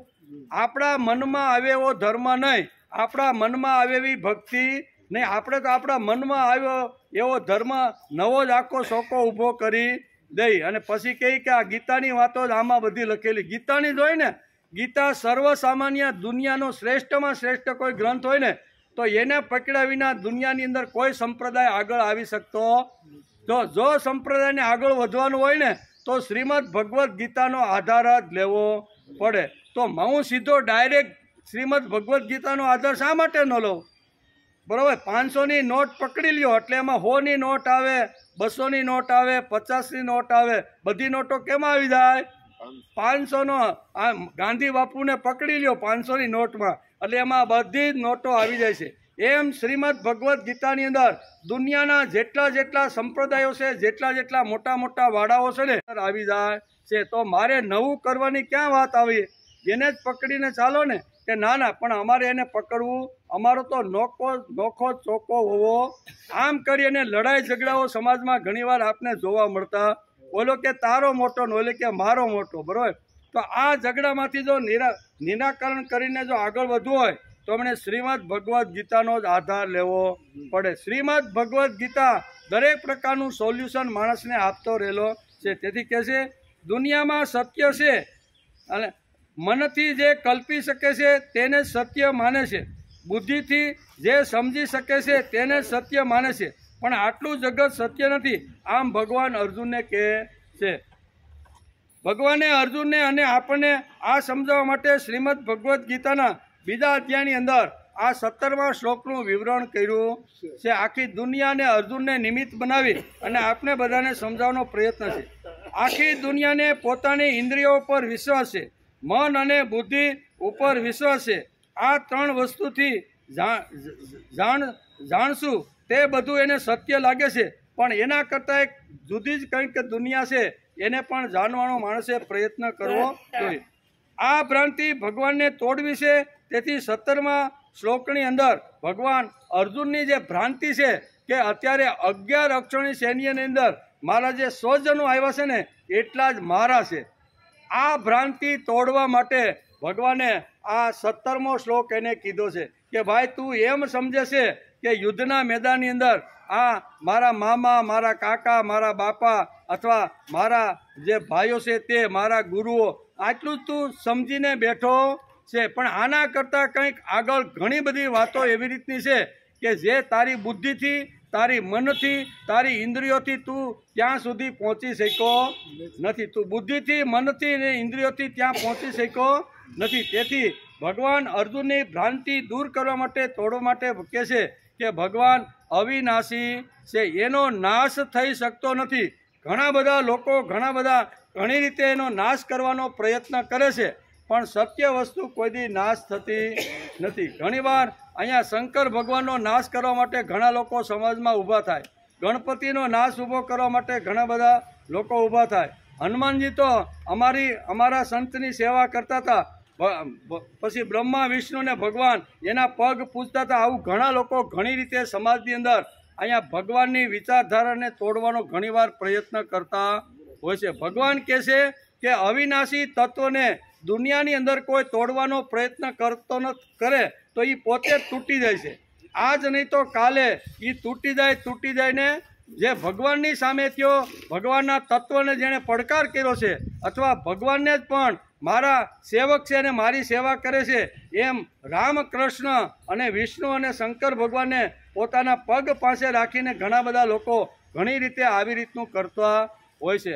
અહીંયા શ્રીમદ ભગવદ્ ગીતા આવા જે પાખંડી જે લોકો છે ને એને અહીંયા જવાબ આપે છે, અવિનાશી તું તદ્વિધિ. આમ કરીને ભગવાન આવા પાખંડ લઈને સમાજની અંદર પોતાને જ ભગવાન માનીને પૂજવાનો જે પ્રયત્ન કરે છે ને આવા લોકોને આ જડબા તોડક અહીંયા ભગવાન કહે છે કે અવિનાશી તું તદ્વિધિ એ ન સર્વમિદમ તતમ વિનાશનસ્ય કચિત કરતું મરહતિ. આમ કરીને ભગવાન આ રીતનો એને જવાબ આપે છે કે એક ચૈતન્ય શક્તિ છે જે આખી દુનિયાને ચલાવે છે, જે મારી અને તમારી અંદર જે પડેલી 24 કલાક આપણી સાથે રહીને જે શક્તિ કરે છે એને તોડવાનો, એને ખોટી પાડવાનો ઘણા લોકો પ્રયત્ન કરે તો ખોટા પાડનાર પણ ખોટા થઈ જાય છે. તેથી કહે છે કે આવી રીતની જે વિચારધારા છે, દુનિયામાં જે સત્ય છે તે જ હંમેશા ટકવાનું છે, અસત્ય કોઈ દી ટકવાનું પોતાની રીતે મનમાં આવે એવું ઊભું કરી દે અને એવું બધે બતાવવાનો પ્રયત્ન કરે તો એ વસ્તુ લાંબી ટકતી નથી. દુનિયામાં જે સત્ય છે તે ઇન્દ્રિયો બતાવી શકતી નથી, મન અને બુદ્ધિ પણ સત્યને સમજાવી શકતા નથી. ભગવાને અર્જુનને અને આપણને આ સમજાવવા માટે ગીતા કીધી છે. આખી દુનિયાને પોતાની ઇન્દ્રિયો પર વિશ્વાસ છે, મન અને બુદ્ધિ ઉપર વિશ્વાસ છે. આ 3 વસ્તુથી જાણવું તે જાણ્યું ન કહેવાય. એના કરતાં એક આગળનું જે છે અને તે છે એટલે ભક્તિ.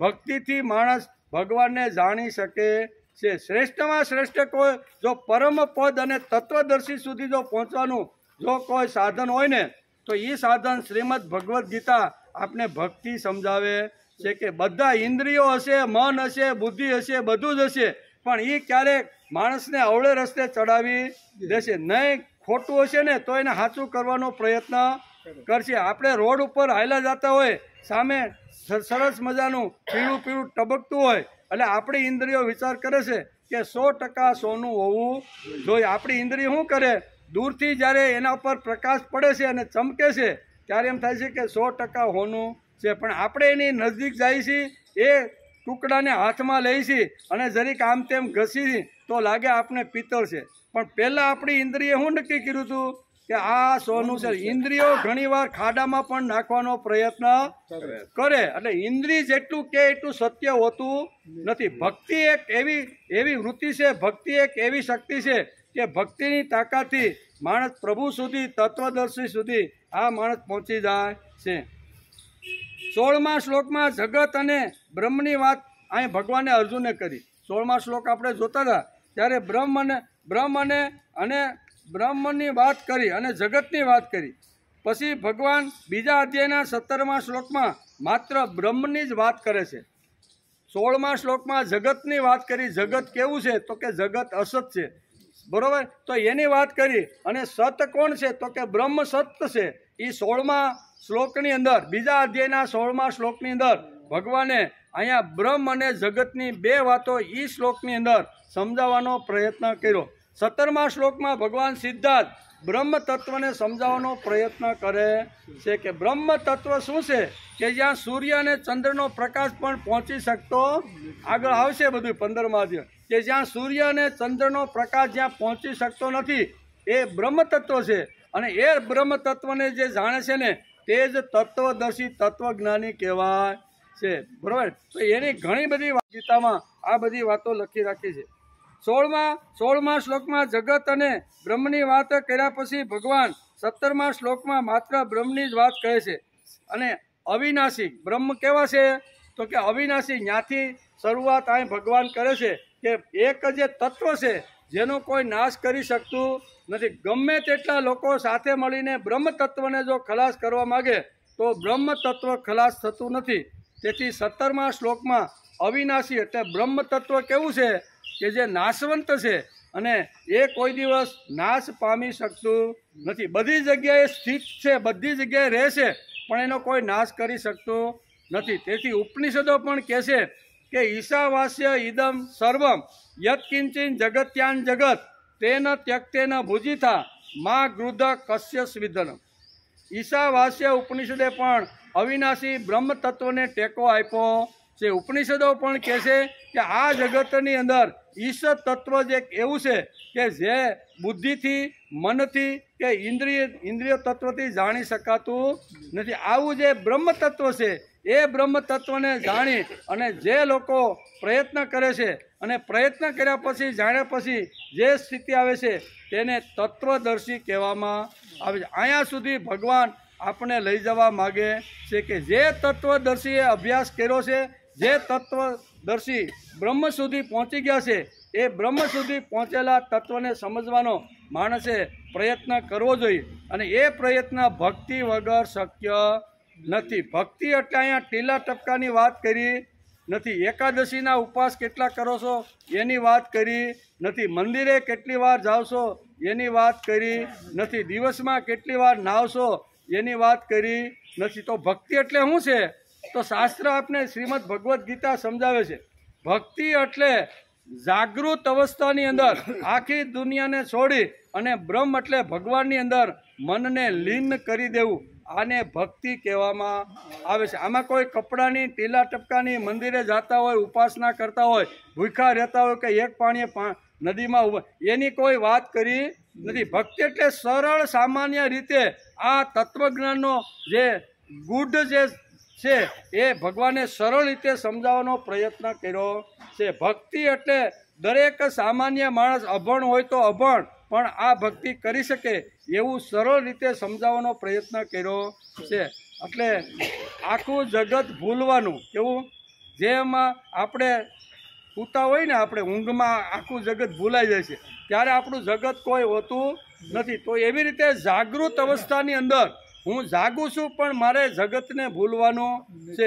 ભૂતકાળ, ભવિષ્યકાળ, વર્તમાન કાળ બધાને ભૂલી અને મારે પરબ્રહ્મ પરમાત્માની સાથે મારા મનનું, મારી ઇન્દ્રિયોનું, મારી બુદ્ધિનું જોડાણ કરી દેવું જોઈએ. ચિદાનંદ રૂપ શિવ. એ વખતે જગતની અંદર મા નથી, બાપ નથી, પુત્ર નથી, ધંધો નથી, વ્યવહાર નથી, કોઈ પણ વસ્તુ નથી, ભૂત નથી, ભવિષ્ય નથી, વર્તમાન નથી, હું અને મારો ભગવાન. આવી સ્થિતિ જ્યાં પ્રાપ્ત થાય છે એને ભક્તિ કહેવામાં આવે છે. એટલે ભક્તિ વગર પરબ્રહ્મ પરમાત્માને પ્રાપ્ત કરી શકાતા નથી. ઇન્દ્રિયો પણ ઘણીવાર ખાડામાં આપણે નાખી દે, ખોટું બતાવે, ઝાંઝવાના જળ જેવું. આપણે કચ્છની અંદર જઈએ અને પછી રોડ ઉપર આપણે હાલ્યા જતા હોય, તરસ લાગેલી હોય અને આપણે આગળ જોઈએ તો આપણે હાશ પાણી તો ખૂબ છે, આગળ થોડાક હાલશું ને એટલે આપણે પાણી તો મળી જશે. એ પાછો કિલોમીટર 1.5 કિલોમીટર હાલે ત્યાં તો ત્યાં કાંઈ હોય નહીં. ઝાંઝવાના જળ એટલે આંખ જે છે ને આપણી, એ ઘણીવાર આપણે આંખ એટલે ઇન્દ્રિય ઘણીવાર ખોટું ઘણીવાર આપણે સમજાવતી હોય છે, પણ ન સમજાવવાવાળી એક શક્તિ આ જગતની અંદર છે અને તે શક્તિ એટલે ભક્તિ. ભક્તિ વગર આ વસ્તુ શક્ય નથી. સંપ્રદાય ગમે તે પાળતા હોય, ગમે તે આવી રીતના આપણે કરતા હોય, પણ ભક્તિ એ શ્રેષ્ઠ સાધન માણસે ભગવાનને આપ્યું છે. એનો વિચાર આ શ્રીમદ ભગવદ્ ગીતાના 2 અધ્યાયના 17મા શ્લોકમાં અર્જુનના મનની અંદર જે ભ્રાંતિ થઈ ગઈ હતી કે આ મારા સ્વજનો છે અને સ્વજનોને મારીને મારે આવું પાપ લેવું, જે એ ભ્રાંતિ દૂર કરવા માટે અહીં કહે છે કે આ તું નહીં મારીને તો આ કોઈ 70-80 વર્ષ એની ઉંમર થાય ને એટલે બધા મરવાના જ છે. તેથી તારે આ વિચાર છોડી અને અવિનાશી તું તદ્વિધિ આમ કહી અને એની ગ્રંથિ તોડવાનો પ્રયત્ન કરે છે. પણ પાણીનો ટાઈમ થઈ ગયો, પાણી પીને પછી આગળ. અધ્યાય 2 સાંખ્ય યોગ, શ્લોક નંબર 17નો વિચાર હાલે છે. તેમાં અર્જુનના મનમાં જે કુરુક્ષેત્રના મેદાનમાં જે ભ્રાંતિ થઈ હતી સ્વજનો પ્રત્યેની, એ ભ્રાંતિ દૂર કરવા માટે અહીંયા ભગવાન આ શ્લોકની અંદર એને સમજાવવાનો પ્રયત્ન કરે છે. એનો વિચાર હાલે છે. અવિનાશી તુ તદ્વિધિ येन सर्वमिदं ततं विनाशमव्ययस्यास्य न कचित् कर्तुमर्हति. નાશ રહિત તો તું તેને જાણ જેનાથી આ સકળ જગત વ્યાપ્ત છે. આ અવિનાશીનો વિનાશ કોઈ પણ કરી શકતું નથી. એવું આ બ્રહ્મ તત્વ છે જે અવિનાશી છે. અવિનાશી તત્વનો કોઈ ખલાસ કરી શકતો નથી. એમ કરી અને અહીંયા અર્જુનની મૂંઝવણ દૂર કરવાનો ભગવાન પ્રયત્ન કરે છે. આ અવયવનો નાશ કોઈ કરી શકતું નથી. નાશ કરવા માટે કોઈ સમર્થ નથી. અસત માણસને જલ્દી સમજાઈ જાય છે, સત સમજવામાં વાર લાગે છે. એમ 17મા શ્લોકની અંદર આ વાત સમજાય છે. આ બ્રહ્મ તત્વ અવિનાશી છે જે સમસ્ત બ્રહ્માંડમાં વ્યાપ્ત છે. આ તત્વનો વિનાશ કરવા માટે જગતમાં કોઈ સમર્થ નથી. આ તત્વ કેવું છે તો કે બ્રહ્માંડની અંદર વ્યાપ્ત થયેલું તત્વ છે. તેથી આપણે હમણાં કહેતા હતા કે આ તત્વ કેવું, તો ઉપનિષદે પણ એ તત્વનું વર્ણન કર્યું છે. જેમ શ્રીમદ ભગવદ્ ગીતા આ વર્ણન કરે છે એમ ઉપનિષદ પણ આ વર્ણન કરે છે. શા માટે તો કે આપણી પ્રસ્થાનત્રય એટલે કે 3 મહાન ગ્રંથોથી જે આવી રીતે નિર્મિતિ થઈ છે એને પ્રસ્થાનત્રય કહેવામાં આવે છે. પ્રસ્થાનત્રયની અંદર 3 શાસ્ત્રોનો સમાવેશ કરવામાં આવ્યો છે. એમાં પહેલું છે ઉપનિષદ, બીજો છે શ્રીમદ ભગવદ્ ગીતા અને ત્રીજું છે બ્રહ્મસૂત્ર. આ બ્રહ્મસૂત્ર, શ્રીમદ ભગવદ્ ગીતા અને ઉપનિષદ આ ત્રણેયથી જે બનેલો જે ગ્રંથ છે ને એને પ્રસ્થાનત્રય કહેવામાં આવે છે. આ પ્રસ્થાનત્રયની બધી જ જે વાતો છે ને એ શ્રીમદ ભગવદ્ ગીતાની અંદર આ બધી જ વાતો આવરી લીધી છે. એમાં બ્રહ્મસૂત્રો પણ છે, ઉપનિષદના સિદ્ધાંતો પણ છે અને ભગવાને સ્વમુખે ગાયેલી વાણી પણ એની અંદર આવરી લીધી છે. તેથી ભગવાનના મોઢામાં જેમ વાણી નીકળી એવી રીતે ઉપનિષદે પણ આપણે કીધું કે ઈશાવાસ્ય ઇદમ સર્વમ. શું કીધું? ઈશાવાસ્ય ઇદમ સર્વમ. આ જગત જે છે ને એ ઈશથી વ્યાપ્ત થઈ ગયેલું છે, બ્રહ્મ તત્વથી વ્યાપ્ત થઈ ગયેલું છે. તો ઘણીવાર આપણે પ્રશ્ન થાય કે આખું જગત જો ઈશ્વરથી વ્યાપ્ત થઈ ગયેલું હોય તો આ જગત તો બ્રહ્માંડ એટલું મોટું છે કે હું ત્યાં કેવી રીતે પહોંચી શકું?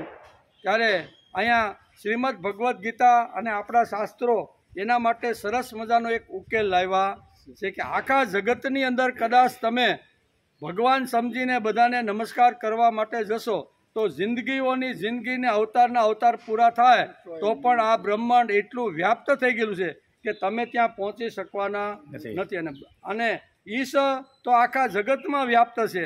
મારે બધાને ઈશ સમજીને નમસ્કાર કરવા છે તો આખા વિશ્વમાં પહોંચી વળું એવી શક્તિ તો નથી. મારી તો 70-80 કે બહુ તો વધારે 100 વર્ષ સુધી હું જીવી શકું. તો મારે શું કરવાનું? ત્યારે શાસ્ત્રકારોએ આ સરસ મજાનો ઉકેલ આપ્યો છે કે તું કદાચ આખા બ્રહ્માંડની અંદર ઈશ તત્વ જે વ્યાપ્ત થઈ ગયેલું છે એને જો તારે નમસ્કાર કરવાના હોય તો તારી શક્તિ ઓછી પડે, જન્મારા ઓછા પડે તો પણ આ ઈશ તત્વી જે બ્રહ્માંડની નિર્મિતિ કરી છે એમાં તું પહોંચી શકવાનો નથી. તેથી શું કરવું જોઈએ? તેથી અહીંયા શાસ્ત્રકારોએ આપણે ઉકેલ આપી દીધો છે કે માનવ સૃષ્ટિ આખી જે છે એની અંદર માનવ જાત, એમાં સ્ત્રી હોય કે પુરુષ, જે માનવ જાત છે એના પ્રતિનિધિ આપણા મા બાપ છે. મા બાપને તું નમસ્કાર કરી લે, એની સેવા કરી લે, એને તું જાણી લે ને એટલે દુનિયાની અંદર જેટલી માનવ જાતિ છે ને એને તારા નમસ્કાર પહોંચી જશે. કેટલો સરળ સીધી રીતે શાસ્ત્રકારોએ આખા બ્રહ્માંડમાં રહેલા ઈશ તત્વને જો નમસ્કાર કરવા માટે જિંદગી ઓછી પડતી હોય તો માનવ જાતિ આ સૃષ્ટિની અંદર ઘણી બધી સૃષ્ટિઓ છે, એમાં એક માનવની સૃષ્ટિ પણ છે જેની અંદર આપણે બધા આવી જઈશ. તો આ માનવ સૃષ્ટિના જે પ્રતિનિધિ છે ને એ મા બાપ છે.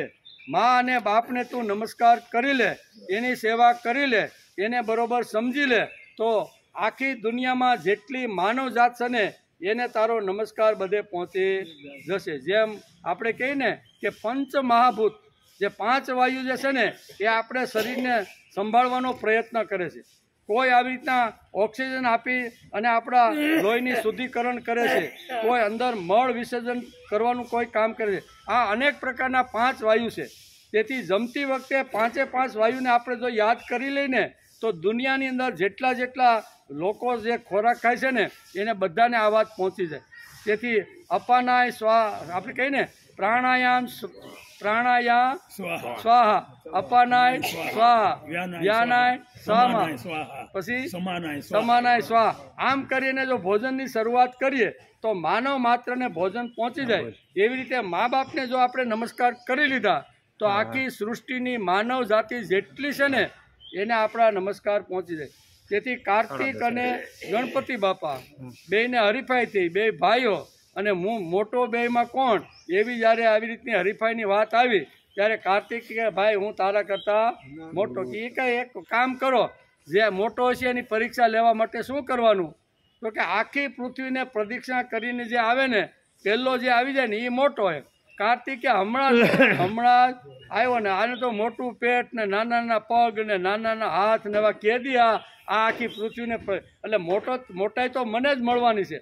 આમ કરી અને બંને ભાઈઓ જ્યારે આવી રીતની હરીફાઈ કરી, કાર્તિક એક તો મીંડા દોડવા, ગણપતિ વિચાર કરે છે કે આટલું મોટું બ્રહ્માંડ, આટલી મોટી સૃષ્ટિ અને એને પ્રદક્ષિણા તો મારાથી શક્ય નથી. તેથી પાર્વતી અને શિવને ઊભા રાખ્યા વચ્ચે. એ કે તમે અહીંયા ઊભા રહ્યો, હું તમારી 4 પ્રદક્ષિણા કરી લઉં. એટલે આખી સૃષ્ટિના બ્રહ્માંડને પ્રદક્ષિણા થઈ ગઈ. એટલે એને કરી લીધી, શાંતિથી બેઠા. અને ઓલા કાર્તિકેય સ્વામી તો હાંફતા, કારણ કે આખા બ્રહ્માંડની જે સૃષ્ટિ છે એને પ્રદક્ષિણા કરવી એટલે વાર તો લાગે, દોડવું પડે. આવી રીતનું તે હાંફતા આવ્યા. એ કે હજી હું તો તારા પહેલાં આવી ગઈ. કે પણ હું તારી પહેલાંનો ક્યારનો આવી ગયો છું.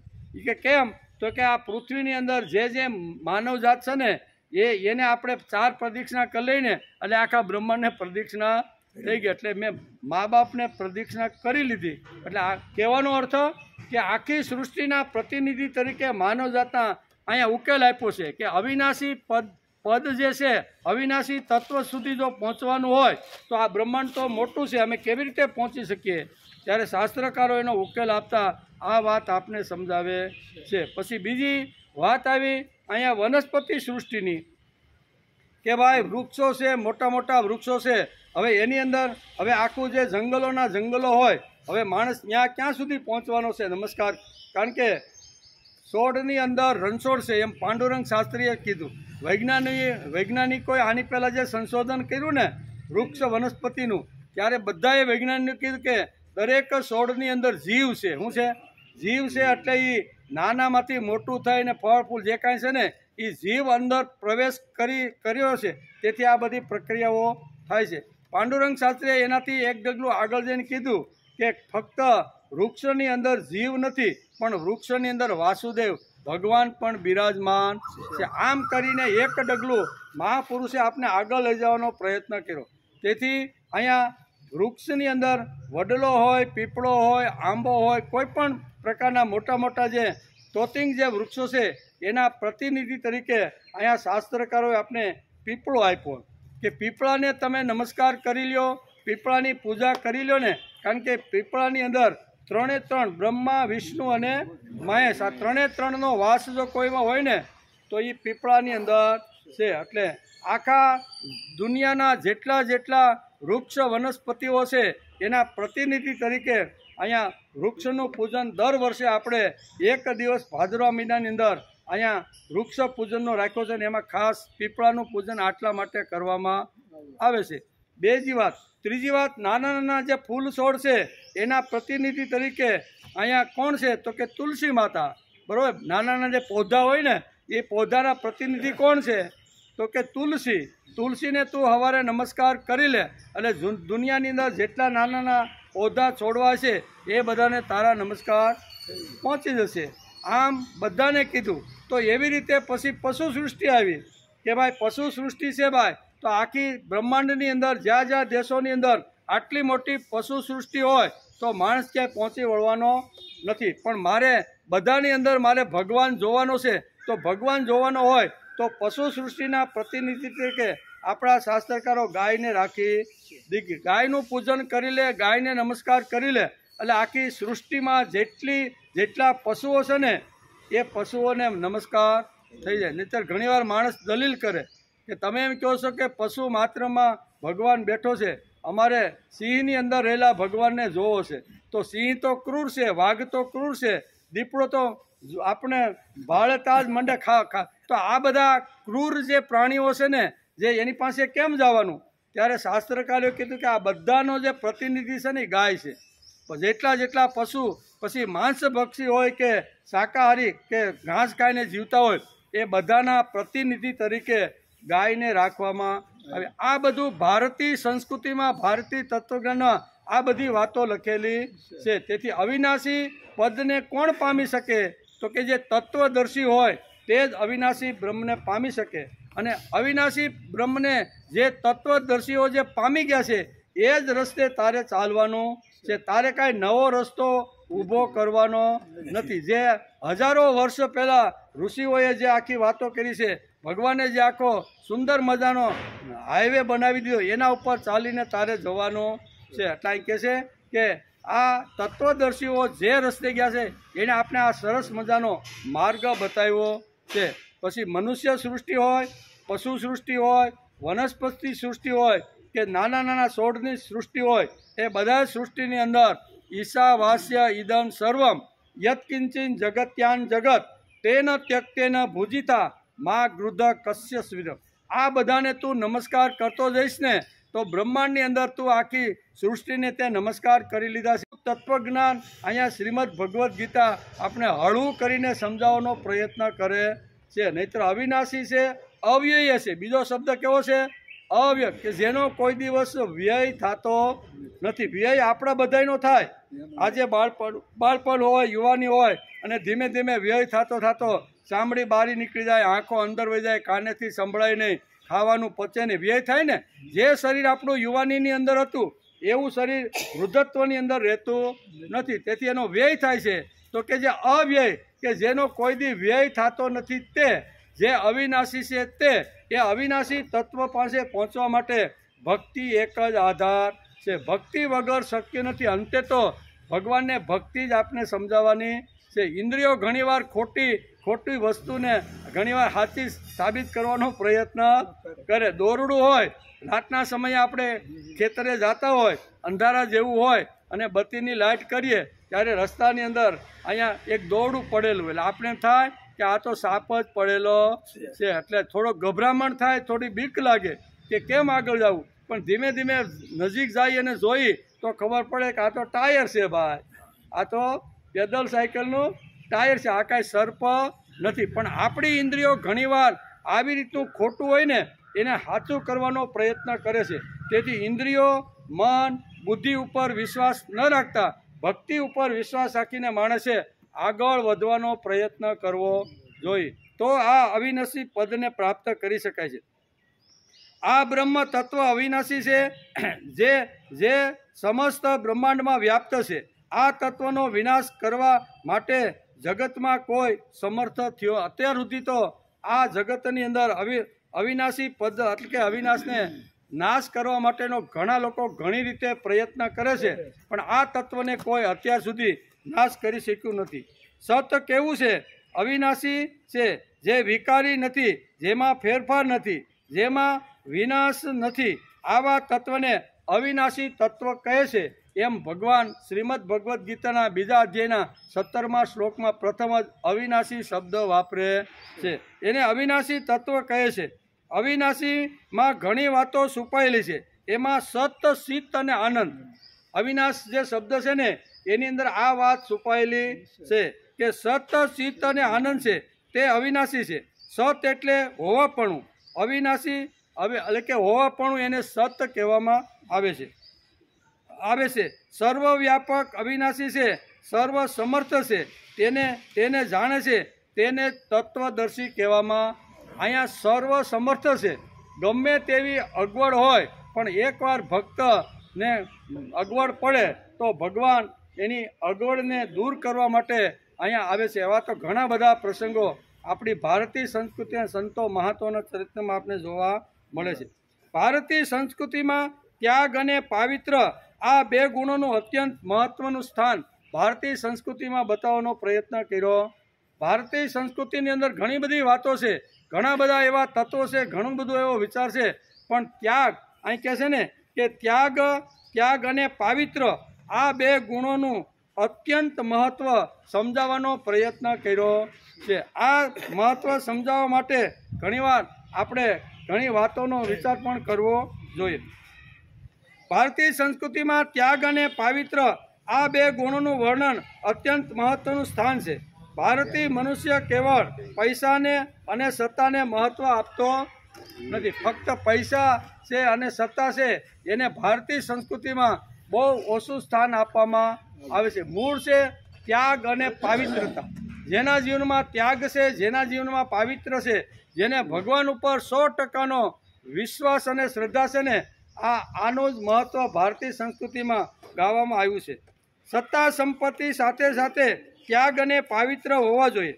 ભારતીય જનતાએ લોકોને કદી રાજાની પાલખી ઉપાડી નથી, પણ સંતો અને મહાપુરુષોને ઋષિઓની પાલખીઓ ઘણી જગ્યાએ ઘણા ઉપાડી હોય એવું આપણે વાંચવા અને સાંભળવા મળે છે. પણ કોઈ રાજાની પાલખી તો કોઈ કેવી રીતના પૈસાને સત્તાને જોરે કે ભાઈ મારા પૈસા પાલખી બનાવી દો ઉપાડ, એટલે ઉપાડવાળો તો પૈસા આપો એટલે મળી જાય. પણ મોટા ભાગે જે અંદરથી અંતઃકરણથી જે ઉપાડવામાં આવે છે એ અહીંયા સંતો, મહાત્મા, ઋષિઓ અને જે તત્વદર્શીઓ છે એને જ પાલખી સમાજમાં ઉપડે છે.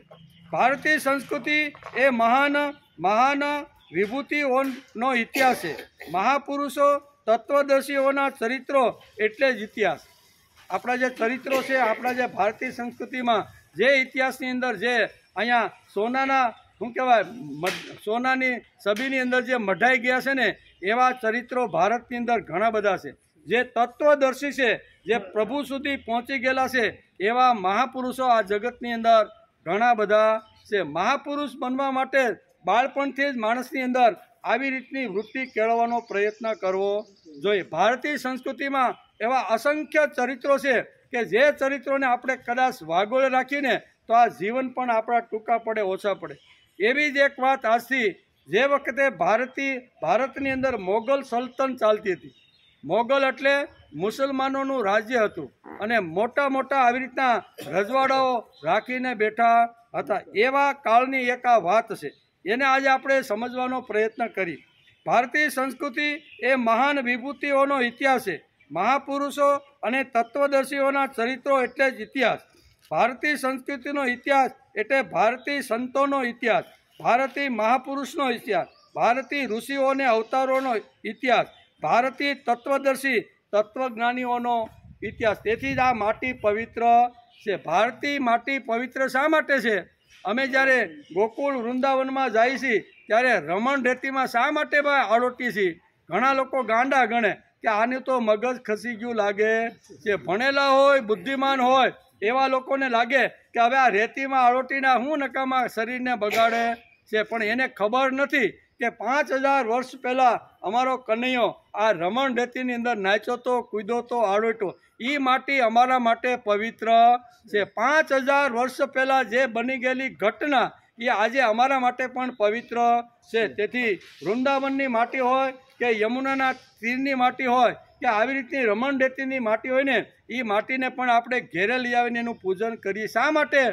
કે જે માટીમાં અમારો કૃષ્ણ નાચ્યો, કૂદ્યો, જેણે આવી રીતની લીલાઓ કરી છે ને, એ કૃષ્ણ અને એ કૃષ્ણ ઉપર જે માટી પડી છે ને, એ માટી અમારા માટે પવિત્ર છે. તેથી ભારતીય સંસ્કૃતિમાં આવા અનેક ચરિત્રો વિદ્યમાન થયા છે કે જે વાગોળતા વાગોળતા ઘણા વર્ષો વીતી જાય તો પણ આપણે વાગોળ દેશની અંદર ત્યાં છે. એવું જ એક ચરિત્ર જે તત્વદર્શી, જેણે ભગવાનને પકડી અને ભગવાનને હાંક મારી કે ભગવાન અત્યારે હું અગવડમાં છું, જો તું મને મદદ નહીં કરે તો આજે હું હિન્દુમાંથી મુસલમાન બની જવાનો છું. કારણ કે બાદશાહે એવી રીતનો કોલ કર્યો છે કે જો તારો દીકરો આવી રીતનો દાસો 1 મહિનાની અંદર 5 લાખ અશરફી જો નહીં મને આપે ને તો તારા દીકરાને હું મુસલમાન બનાવી.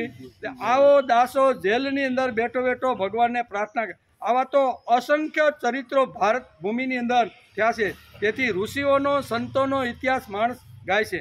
તો આ એક આજથી ઘણા વર્ષો પહેલાં જે વખતે મુસલમાન એટલે કે આવી રીતના મોગલો આપણી ઉપર રાજ કરતા હતા એની એક વાત છે. એક બાદશાહ સરસ મજાનું મોટું એનું રાજ, અને એ રાજની અંદર અહીંયા કુલકર્ણી નામના જે બ્રાહ્મણ હતા ને એ એની નોકરીની અંદર નોકરી કરતા હતા. કુલકર્ણી બહુ પવિત્ર હતા, સજ્જન હતા અને પ્રામાણિક હતા. એટલે રાજાના માં રહીને નોકરી કરવાની એટલે એકદમ પ્રામાણિક થઈને રહેતા હતા. એક દિવસ એમને ત્યાં પુત્ર રત્ન પ્રાપ્ત થયું અને એનું નામ એણે દાસો રાખ્યું. વાર્તા લાંબી છે પણ એનું કહેવાનું કે તત્વદર્શી સુધી જો પહોંચવાનું હોય તો ભગવાન ઉપર અતૂટ વિશ્વાસ માણસને હોવો જોઈએ. તો જ માણસ પ્રભુ સુધી, પ્રભુના ખોળા સુધી માણસ પહોંચી શકે છે. કે આ જે દાસો હતો ને એ દાસો પણ અહીંયા આવી રીતના એક સંસ્કારી કુટુંબની અંદર જન્મ્યો હતો. તેથી મા બાપ પણ એને સવાર સાંજ જ્યારે આરતી અથવા જ્યારે તુલસીના ક્યારા પાસે જ્યારે મા દીવો કરવા માટે જાય ત્યારે નાનો બાળક પણ આ દાસો એની પાસે જાય. મા એને આવી રીતના શ્લોકો પણ શીખવાડતા. બાળપણની અંદર એને સંસ્કાર આપવાનું કામ મા બાપોએ શરૂ કરી દીધું.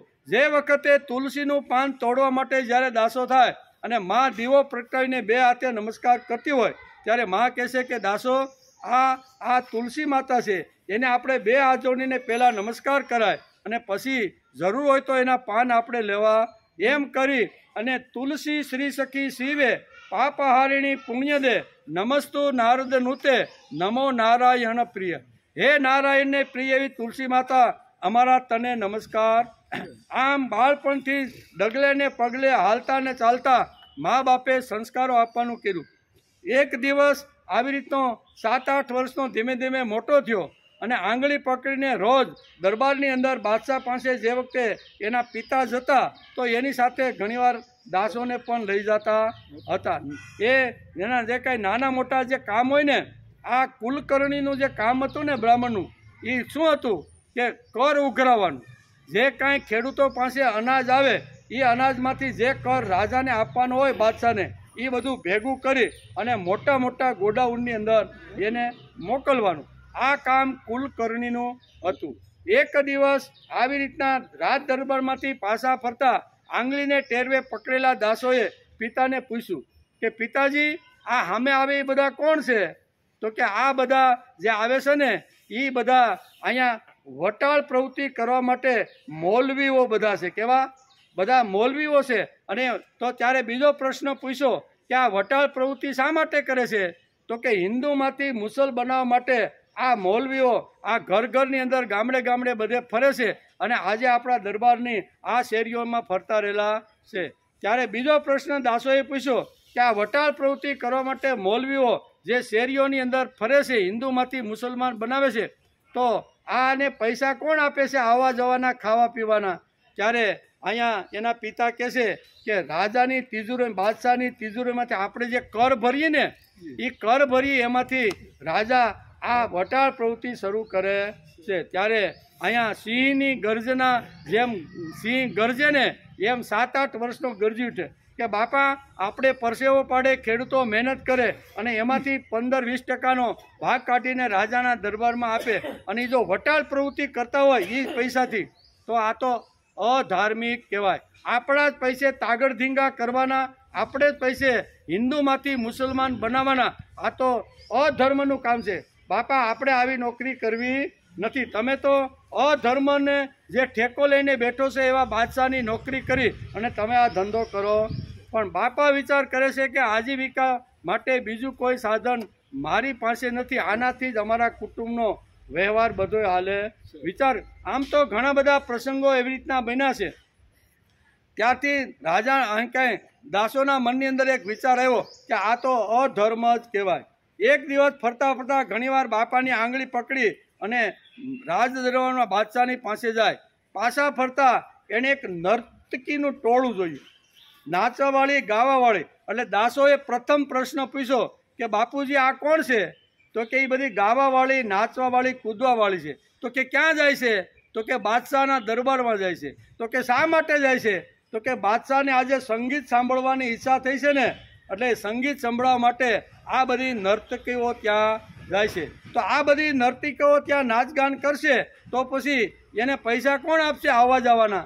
તો એ કે રાજા બાદશાહ આપવાનો છે. તો બાદશાહ ક્યાંથી આપશે? તો વાત તો એની આવી કે આપણે બધા જે કર ભરીએ છીએ ને, એ કર ભરવામાંથી આ નર્તકીઓને આ મહેનત પણ આપવાના. અહીંયા દાસો એકદમ આ બે પ્રસંગો જોઈ અને દાસોને એમ થયું અમે પરસેવો પાડી, અમે મહેનત કરી, કાળી મજૂરી કરી અને એમાંથી જે કાંઈ અનાજ આવે અને એમાંથી આને ભાગ આપી અને આ મારા બેટા તો તાગડ ધીંગા હેલિકોપ્ટરમાં આવી રીતના ભગવા વસ્ત્ર પહેરે છે, 2-2 લાખના ફોન રાખે છે, હેલિકોપ્ટર પોતાના રાખે છે અને સમાજના પૈસે તાગડ ધીંગા કરતા રહેલા છે. આને પૈસા અપાય નહીં, આ તો અધર્મ કહેવાય. આપણા પૈસે જો કાંઈ સમાજના સત્કાર્ય માટે જો વાપરતા હોય તો એક વાત જુદી છે, પણ પોતાના મોજ શોખ માટે જો આ બધા હેલિકોપ્ટરમાં જો ફરતા હોય આપણા પૈસે, તો આ તો અધર્મ. આવી ઘણી બધી વાતો ઘણી બધી થઈ. એક દિવસ દુષ્કાળ પડ્યો અને દુષ્કાળની અંદર લોકો ધીમે ધીમે ટપોટપ મરવા લાગ્યા. અનાજ મળે નહીં, 2 વર્ષના દુષ્કાળ ભેગા અને બાદશાહના અહીંયા રાજમાં તો મોટા મોટા અનાજના કોઠાર ભેરા હતા. નાના નાના બાળકો ઘણીવાર તડફડીને મૃત્યુ પામતા હતા. દાસો ઘણીવાર કહેતો કે બાપા આ મારાથી સહન થતું નથી. આ ગોડાઉન જે અનાજના ભેરા છે ને, એ બધા અત્યારે રયતને અત્યારે જરૂર છે દેવા જોઈએ. ત્યારે કે આ આપણા માલિકાને નથી, હું તો નોકરી કરું છું, ચાવી ફક્ત મારી પાસે છે, પણ આનો હુકમ અથવા ઓર્ડર આપવાનો કામ મારું. અને શું કહેવાય, દાસોએ હઠ પકડી અને બાપાએ ગોડાઉન રાજા બાદશાહને પૂછ્યા વગર ખુલ્લા મૂકી દીધા. લોકોએ ખોબા ભરી થેલા ભરી 2-5 દિવસના ભૂખ્યા હતા, ખૂબ આવી રીતના ખાધું. લોકોએ આશીર્વાદ આપ્યા, પણ રાજા બાદશાહના મનની અંદર એક ઝેર રેડ્યું કે મને પૂછ્યા વિના આ કામ કોણે કર્યું? બોલાવો દરબારમાં કુલકર્ણીને બોલાવે છે. તો ઘણા પ્રધાને કીધું કે આની જે પ્રેરણા છે ને ખોલવાની, એ તો એના 8-10 વર્ષના દીકરાએ એને આપી. તો કે એને બોલાવો. એ દાસો અને અહીંયા કુલકર્ણી રાજ દરબારમાં હાજર થાય છે. ઘણા બધા પ્રશ્નો થાય છે અને પ્રશ્ન થાય છે ત્યારે દાસો કહે છે કે જે રયતે મહેનત કરી, પરસેવો પાડી અને તમને આવી રીતના કરના રૂપની અંદર જે અનાજ આપ્યું હતું, એ જ અનાજ આ કુલકર્ણી એટલે કે મારા પિતાએ આવી રીતનું ખુલ્લું મૂક્યું, તો એમાં તો તમારી કીર્તિ, તમારું આબરૂ વધી છે. ચારે બાજુ તમારા બાદશાહની વાહ થઈ રહી છે. આમાં મારા પિતાએ કાંઈ ખોટું. આવી અનેક પ્રકારની વાતો આ 7-8 વર્ષનો એ બાદશાહને જ્યારે કહે છે, બાદશાહના મનમાં થાય છે કે વાત આ છોકરાને પકડવા જેવી છે. આને જો પકડી લઉં અને આને જો મુસલમાન બનાવી દો તો અમારું જે કુરાન છે અને અમારો જે વટાળ પ્રવૃત્તિની જે પ્રવૃત્તિઓ ચાલે છે ને એની અંદર આ છોકરો ખૂબ જ કામ લાગશે. એટલે એક એવું એને આવી રીતનું આપું કે જે કોઈ દી પૂરું કરી શકે નહીં, એવી સજા આપું કે એ સજા કોઈ દી પૂરી કરી શકે નહીં. અને દરબારની અંદર જાહેરાત કીધું કે 1 મહિનાની આ લોકોને સવલત આપવામાં આવે છે. 1 મહિનાની અંદર 5 લાખ અશરફી જો કુલકર્ણી બ્રાહ્મણ જો દરબારના તિજોરીમાં જમા નહીં કરાવે તો આ દાસોને અમે મુસલમાન બનાવી દેવું. આવું કરાર થયા અને દાસોને જેલમાં પૂરવામાં આવ્યો. એક દિવસ અહીં તો હવે માંડ પેટનું થતું હોય એમાં 5 લાખ અશરફી 1 મહિનામાં ક્યાંથી ભાઈ ભેગી કરવી? ઘણી બધી અગવડ, ઘણું બધું, સગા સંબંધીઓ પણ મદદ કરે તો કેટલી કરે, પણ 5 લાખ અશરફી કોઈ દી ભેગી થાય ખરી? કોઈ દી થાય નહીં. દિવસો પછી દિવસો જતા રહ્યા. એક દિવસ ચાંદની રાત્રિ છે, જેલમાં બેઠો બેઠો ભગવાનને અહીંયા દાસો પ્રાર્થના કરે છે કે ભગવાન આ કેવી સ્થિતિ છે? અત્યાર સુધી મેં ગીતા વાંચી, ઉપનિષદો મારા પિતાના મોઢેથી સાંભળ્યા, નાના નાના શ્લોકો મારી મા જ્યારે તુલસીના ક્યારા પાંચે ત્યારે આ બધું હું અત્યારે બોલતો હતો, પણ ભગવાન 1 મહિના પછી હું આ બોલી શકવાનો નથી. મારે તો કુરાનની કલમો જ પઢવાની રહે. હું આવ્યા ગીતા કે ઉપનિષદ વાંચી શકીશ? આમ કરી અને ભગવાનને પ્રાર્થના કરે છે કે ભગવાન હવે શું થશે? મારા બાપ એટલા ધનવાન નથી કે 5 લાખ અશરફી 1 મહિનાની અંદર રાજાના મેલન દરબારમાં આવી રીતની જમા કરાવી શકે. એટલે ભગવાન એક દિવસ હું ગીતા વાંચી નહીં શકું, ઉપનિષદના મંત્રો બોલી નહીં શકતું, આવી રીતના બ્રહ્મસૂત્રો જે છે એનો હું અભ્યાસ કરી. એટલે આંખમાંથી દળ આંસુ જાય છે, ચાંદની પ્રકાશી છે અને ભગવાનને પ્રાર્થના કરે છે. વિવાદે વિષાદે પ્રમાદે પ્રવાસે જલે ચાનલે પર્વતે શત્રુ મધ્યે અરણ્યે શરણ્યે સદા મામ પ્રપાહી ગતિસ્ત્વમ તમે કા ભવાની. મારા સગા સંબંધી મા બાપ અત્યારે મને કોઈ આ સ્થિતિમાંથી બહાર કાઢી શકે એમ નથી. તું જ એક એવી છો, તું જ એક ભવાની, તું જ એક માં એવી છો. ભગવાન તું જ એક એવો છો કે તું મદદ કરે તો જ હું આ જેલમાંથી બહાર નીકળી અને ગીતાનો અભ્યાસ કરી શકું. બાકી તાકાત નથી. નહીતર મારે આવતા મને તો કુરાન પઢવું જ પડશે, કુરાનની કલમો વાંચવી જ પડશે. અને વટાળ પ્રવૃત્તિ છે એ મારે વટાળ પ્રવૃત્તિમાં હિન્દુઓને મુસલમાન બનાવવાનું મારું દુર્ભાગ્ય શરૂ થશે. આમ કરી અને દાસો રડતો રડતો સૂઈ જાય છે. મહિનો પૂરો થાય છે, દરબાર ખીચોખીચ ભરાયેલો છે અને અહીંયા કુલકર્ણી પણ આવ્યો છે, પણ એનાથી આ દ્રશ્ય જોવાતું નથી. કારણ કે મારો દીકરો આજથી હવે મુસલમાન બનવાનો છે. એટલે એ ઘણો બધો વિચાર કરી અને દરબાર છોડીને કુલકર્ણી તો જતા રહે કે આ મારાથી સહન થાય નહીં. દરબારની અંદર રાજાને થયું કે બરોબર આ સિંહ પાંજરામાં મેં પૂરી દીધો છે, હવે આ જવાનો ક્યાં છે? હવે તો આવતીકાલથી મારે એને વટાવી દેવો, શું કહેવાય, વટલાવવાનો છે અને મુસલમાન બનાવી દે. આવો હોશિયાર છોકરો આપણા ધર્મ, ઇસ્લામ ધર્મના પ્રચાર માટે ખૂબ જ ઉપયોગ. રાજા અંદર ખૂબ ખુશખુશાલ થાય છે. સભા ભરાણી છે દરબારની અંદર, એકાબીજા સામું જોઈ રહે કે હવે શું થશે. અને એ વખતે રાજાએ 1 વાર 2 વાર અને 3જી વાર કીધું કે 5 લાખ અશરફી જો કોઈ આ દાસોના બાપા સિવાય પણ જો કોઈ આ રાજ દરબારમાં એને ખબર જ હતી કે આને કોઈ આપી દોઢિયું આપતું નથી, એમાં 5 લાખ અશરફી આને કોણ આપવાનું છે ભાઈ? એટલે એણે એક કિમિયો અપનાવ્યું કે કાલ સવારે કોઈ મને પ્રજા ન કહે. એટલે કીધું કે આ દાસોના પિતા સિવાય પણ જો કોઈ આ સભાની અંદર આવ્યા હોય અને 5 લાખ અશરફી તિજોરીમાં જમા કરાવે તો હું દાસોને છૂટો કરી. આમ 1 વાર 2 વાર અને 3 વાર બોલવા જાય છે તા બાદશાહને કે સબૂર બાદશાહ. સભામાંથી એક માણસ ઊભો થયો, હાથની અંદર 5 લાખ અશરફી હતી. 5 લાખ અશરફી કે લે બાદશાહ, તારી 5 લાખ અશરફી, તું મારા આવી રીતના દાસોને મુક્ત કર. બીજે દિવસે આવી રીતની ઘણી તપાસ કરી તો એ ભાસ્કર નામનો, દત્ત ભાસ્કર નામની વ્યક્તિ કે હું છું, પણ નગરમાં કોઈ દેખાણો નહીં. ભગવાન પોતે જ આવી રીતની 5 લાખ અશરફી ભાસ્કરના નામે અહીંયા દરબારની અંદર ભગવાને પોતે જ જમા કરાવી દીધી. આ જે ભગવાન અશરફી લઈને જે આવ્યા, આવું તત્વદર્શી જીવન જેનું હોય એવા જીવનો પાસે માણસે જઈ અને માણસે અભ્યાસ કરી લેવો જોઈએ. એમ શ્રીમદ ભગવદ્ ગીતા પણ આવા તત્વદર્શી એટલે દાસો પછી તો ખૂબ જ મોટું જબરજસ્ત દુનિયાની અંદર મોટું કામ કરે છે, પણ આવા ચરિત્રો ઘણા કાળના પેટની અંદર દટાઈ ગયા. આવા દિવ્ય, આવા ભવ્ય પ્રતિકૂળ પરિસ્થિતિમાં પણ હિંમતથી ઊભા રહે અને જે આવી રીતની જે ગર્જના કરે છે ને, એવા ઘણા બધા ચરિત્રો છે કે જે કાળના પેટની અંદર દટાઈ ગયા છે. આવા જે ભારતની અંદર જે ચરિત્રો થયા છે એ ચરિત્ર બધા અવિનાશી છે, અને આવા અવિનાશી જે તત્વદર્શી છે એના ચરણે જ માણસે જવાનો પ્રયત્ન કરવો જોઈએ. એમ કરીને આ શ્લોકને આજે આપણે નમસ્કાર. એટલે આવતીકાલે આપણે 18મો શ્લોક, બીજા અધ્યાયનો 18મો, એમાં ભગવાન કહે છે, નાશ રહિત જાણવામાં ન આવનારા નિત્ય સ્વરૂપ જીવાત્માના આ સગળા શરીરો નાશવંત કહેવાયા છે. કેવા? દરેક જે શરીરો છે કેવા છે? નાશવંત. માટે હે ભરતવંશી અર્જુન, તું યુદ્ધ કર. શું છે? આ 18 અક્ષરની સેના જે આવી છે ને એ બધા કેવા છે?